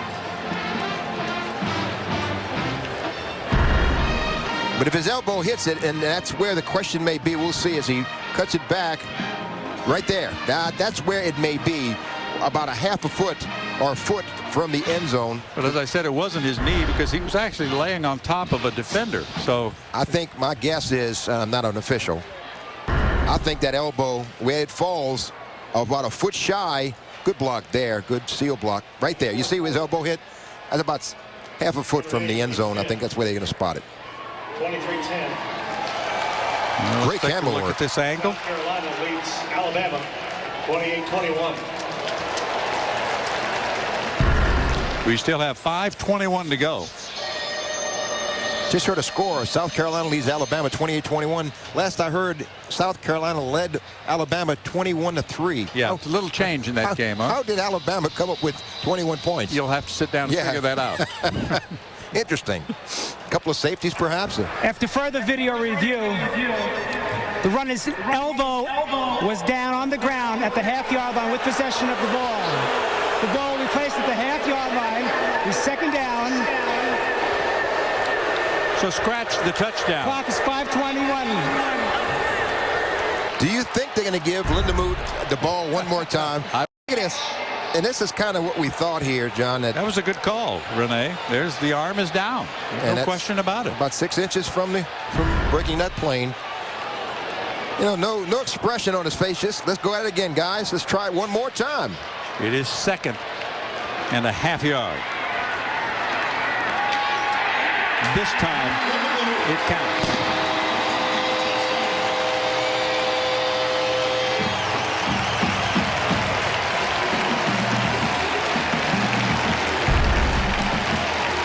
Well, he's powering it in, too. He puts that head down. He knows he's been in that end zone. He's no stranger to it, as we said. Well, he took on the middle linebacker, Nate Carter, that time. Mano a mano, and he just rolls into the end zone. He was a runner-up state MVP out of West Virginia, Parkersburg, West Virginia. Well, I mentioned a lot of players from Florida on this roster. The extra point is good. but they have 27 players from the state of West Virginia. 19 from Florida, 18 from Pennsylvania, 17 from Ohio, and 49 points on the board. Well, it took him a couple of tries, but Lindemuth did get the football into the end zone to make it 49-10. A 1-yard run, capping a 46-yard drive. 4.5 minutes off the clock, but we've still got 5 minutes to go here in the fourth quarter.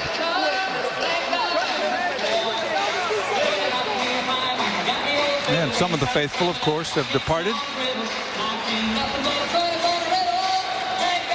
The ones that left, they're missing a good time.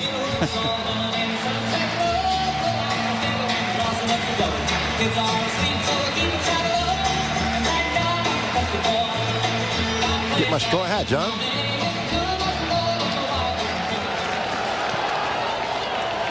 The short kick will be fielded at about the 15-yard line by Randall, and he'll get it all the way out to near the 40. And Smith with a short kick, and they're going to spot it back at the 33-yard line. There's Randall running back. Interesting story about him. His dad, Lenny Randall, played in the Major League for 12 years, mostly with the Texas Rangers. Makes a good hit right there with a nice athletic move and nice run back on that. But you know that his dad didn't have the success when he was with Texas that they're having right now. Oh, my goodness. Baseball playoffs, it's going to be interesting to see who's going to be there when the smoke clears. 5:03 remaining, fourth quarter. Straight ahead running. Not a lot of room there as Ford was there to stop Purvis. Ford listed third on the depth chart at nose tackle, a redshirt senior. And Ford's been a very valuable player.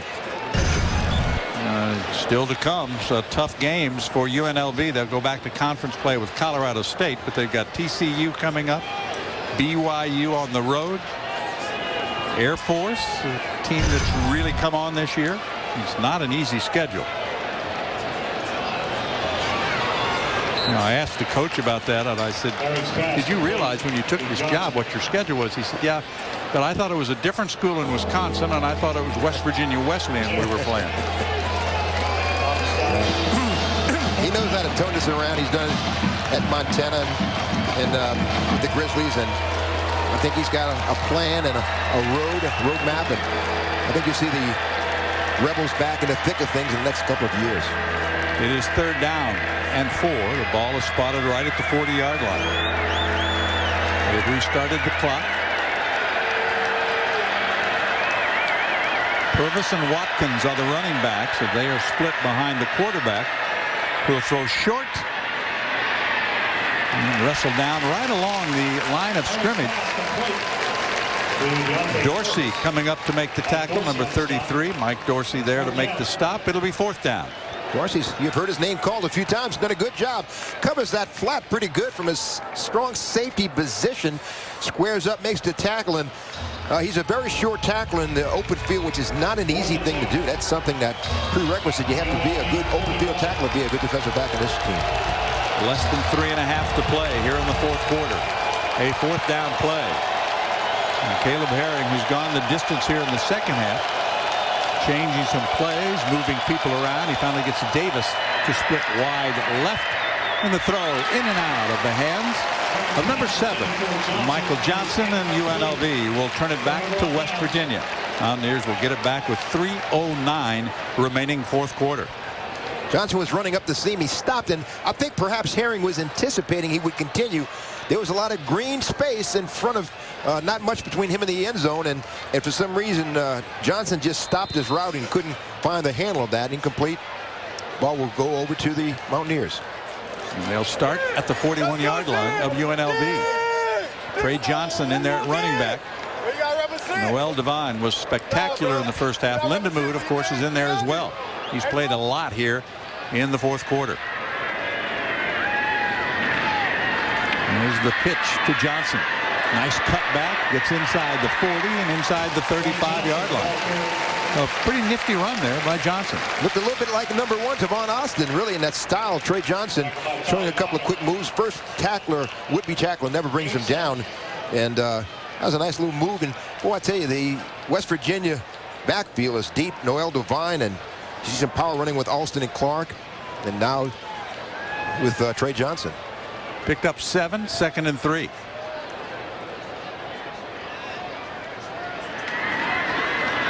And able to fight forward to the 30-yard line is Trey Johnson. Kept his balance, took an early hit that time, Rene, but was able to stay on his feet and pick up a first down. You can see made the defensive play. You're going to see a good block there, a pull, an offensive line, really good blocking. As you see a pair of guys trying to find some playing time, Zimmerman and Edger Snodgrass. Very impressed with a lot of those guys that are getting some opportunities here and making the most of it up front. And one of them leading the blocking that time was Tyler Rader. He was listed 3rd on the depth chart. Hargett is now in there at running back. 1st and 10. On the reverse. Down after a gain of about 2 is McCartney, who came a long way to get to where he did, and he'll get just a yard or 2. You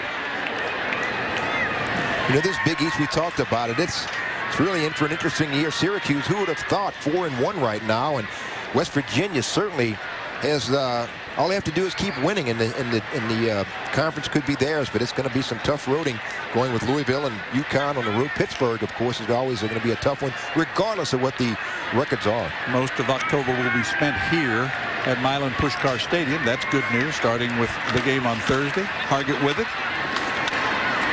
Squeezes across the 25, maybe to the 24-yard line as that clock continues to roll. Thorell made the tackle. And we wind down to the final minute of this football game. Hargett's another freshman. You keep hearing his name, and you know, so many of these guys, you talked about 19 players from Florida, 11 of them are in the 2-deep depth chart.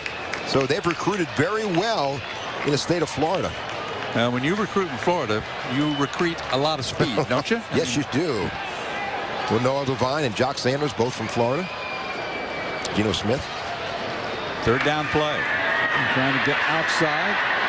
Huggins gets away from a tackler and is finally bumped out of bounds at about the 14-yard line. So, DeJuan Hargett. Hargett just does a nice move and just puts on the speed, 4.5 speed, hits the outside, hits the green, and he was recruited by FIU, Iowa State, South Florida, and Minnesota, and chose to come up to Morgantown. Good decision for him, and he's been a nice addition to this backfield. Mountaineer fans are having a very fun Saturday. After a week off, they were not overlooking. And there's the kneel down by the quarterback, Brunetti. And that's going to do it. Bill Stewart said that's enough. He and Bobby Houck will meet in the center of the field. And the final, as we wind down the final seconds, is going to be 49-10. The Mountaineers rolling to victory. They're 4th on the season, and they get set to start Big East Conference play Thursday right here at Mountaineer Field as they take on the University of South Florida. Noel Devine coming into this game with 18 100-yard performances for his career. Finished with 84 yards and a couple of scores. But they called off the dogs, if you will, and had an opportunity to play some guys that needed some experience in the second half. Well, they played a lot of different people. The defense was strong, although UNLV did break through in the 4th quarter to get 10 points on the board. But for the most part, they were dominated from start to finish by the Mountaineers on offense and on defense. They will huddle in the center part of the field. We hope to get down to the field and have some post-game interviews. 49-10, West Virginia. They scored quickly and put this one away early. And I think that's exactly, Rene, what Coach Stewart wanted to do this afternoon. Really impressive win, and they finished, you know, a lot of things they wanted to do. They wanted to finish in the red zone. They did that. Geno Smith certainly was outstanding, stayed about at 70% completion with the 3 touchdown tosses all going to Brad Stark. So coming out party for Starks, if you will, today.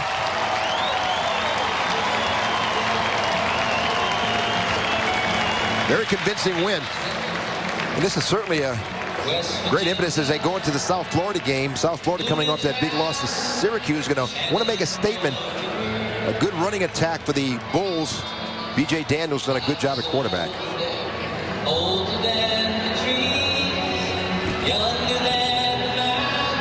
Do you think they all know the words to this song? I think they do, don't they? I'm thinking they've heard it a couple of times. Nice atmosphere here.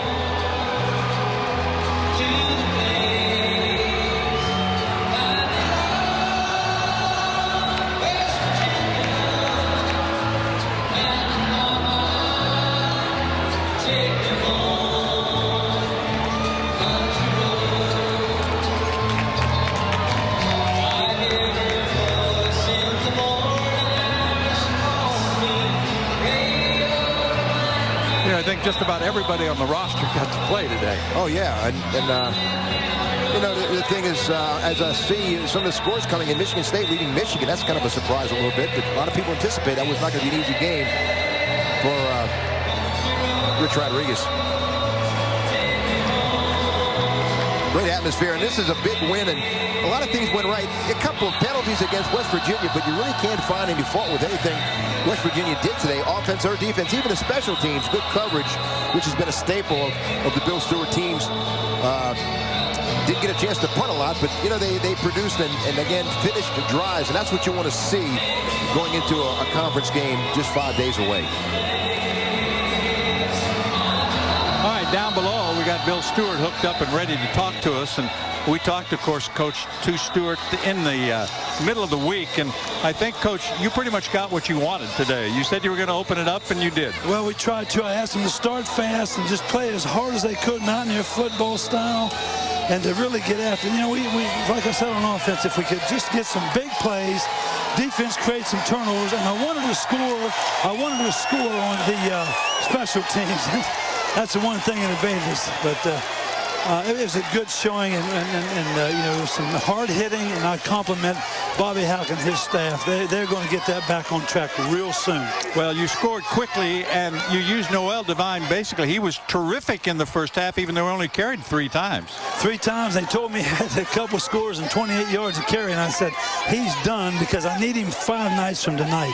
This time in 5 days, we'll be playing our first Big East Conference game. With the offensive line, but also the defensive line. You saw a lot of Julian Miller and Neal, and the defensive line played outstanding, not only taking on blockers, but making a lot of tackles. I thought our front 6, the linemen, as you say, and the 3 linebackers played great. I really liked the way our secondary was in disguise. They kept that Clayton youngster off balance, and he's a good player. So I was really pleased with our defense. I just got frustrated with those hits. I got to tell these guys, tackle the man when the ball's in the air. You can't lead with your head. You can't lead with your shoulder. I don't coach it. I won't tolerate it. If you throw your hands around the guy, they can't call it. That's just rock'em sock'em football. We got to get that corrected, and I mean that sincerely. All right, Coach, thank you very much. You go get your post-game throat lozenge, okay? Okay. Thank you very much. Coach Bill Stewart joining us from down below. He did a little yelling, obviously, during the course of this game, even though he won. 49-10 is our final. And the folk here who enjoyed this, they don't want to leave. And we're going to be joined by Noel Devine, who did not carry the ball very much. And I think, Noel, as we come down to you, we have to ask you about that toe. How does it feel after you tested it a little bit today? I mean, the range of motion is there, but it's not fully healed yet. So I just went out and played and did what I could do.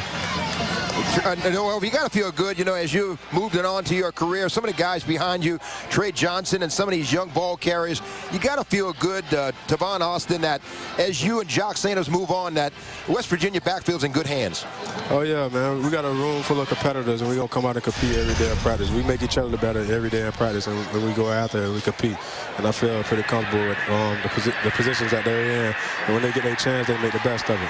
Yeah, we're watching the 28-yard touchdown run that you had in that opening quarter, because you just barely got it in. And then it counted. That's all that matters. That's right. It's in there. You caught a pass. And then right now we're taking a look at the longer run, the 48-yarder that you took into the end zone. So I know it's bothering you, but How do you think it's going to do by Thursday, and is this going to have any effect on how much you get to play against the University of South Florida? I mean, I think I'll be all right, man. I just got to get in the training room and keep getting treatments and continue to doing what I'm doing, getting 3 treatments a day. And we got a good staff, and I believe in them. They'll get me ready for Thursday. Yeah, one of the high points of the offseason here in Morgantown was when you and Jock decided to come back. Was that a decision you made together, or did you make it individually, or how did that go? I mean, we came in together, so we want to finish together. I think I had my mindset on coming back and finishing strong with them and to get a degree, so that means a lot. Football can only take you so far. Noel, you know, you play with Pat White and Jared Brown and not Geno Smith. Geno has a lot of those two predecessors in him, and he's really set up for a nice career. Geno's really a sophomore. Oh, yeah, Geno, he's a great player. He's going to be great in his future, and he's picked up a lot. He's learned a lot from Jared last year, and just sitting back watching and learning the whole game. And I think he improved off of that. You know, Coach Stewart, Noel, said that he did not want you guys to look past UNLV to the start of Big East play. But now you can do that. And now the real schedule begins, because everything else from here on out is going to be conference games, right? I mean, that's what it's all about right there, the Big East. We're going to come out and win it, hopefully. Thanks a lot, Noel. Good job. All right, thank you. Have a nice day. Okay, you too. I think he's already had a pretty nice day, hasn't he? Yeah, he has. 84 yards is pretty good for most people, even at 80%. 49-10 is the final. They will filter out of Milan Puskar Stadium, Mountaineer Field, and we'll come back with more as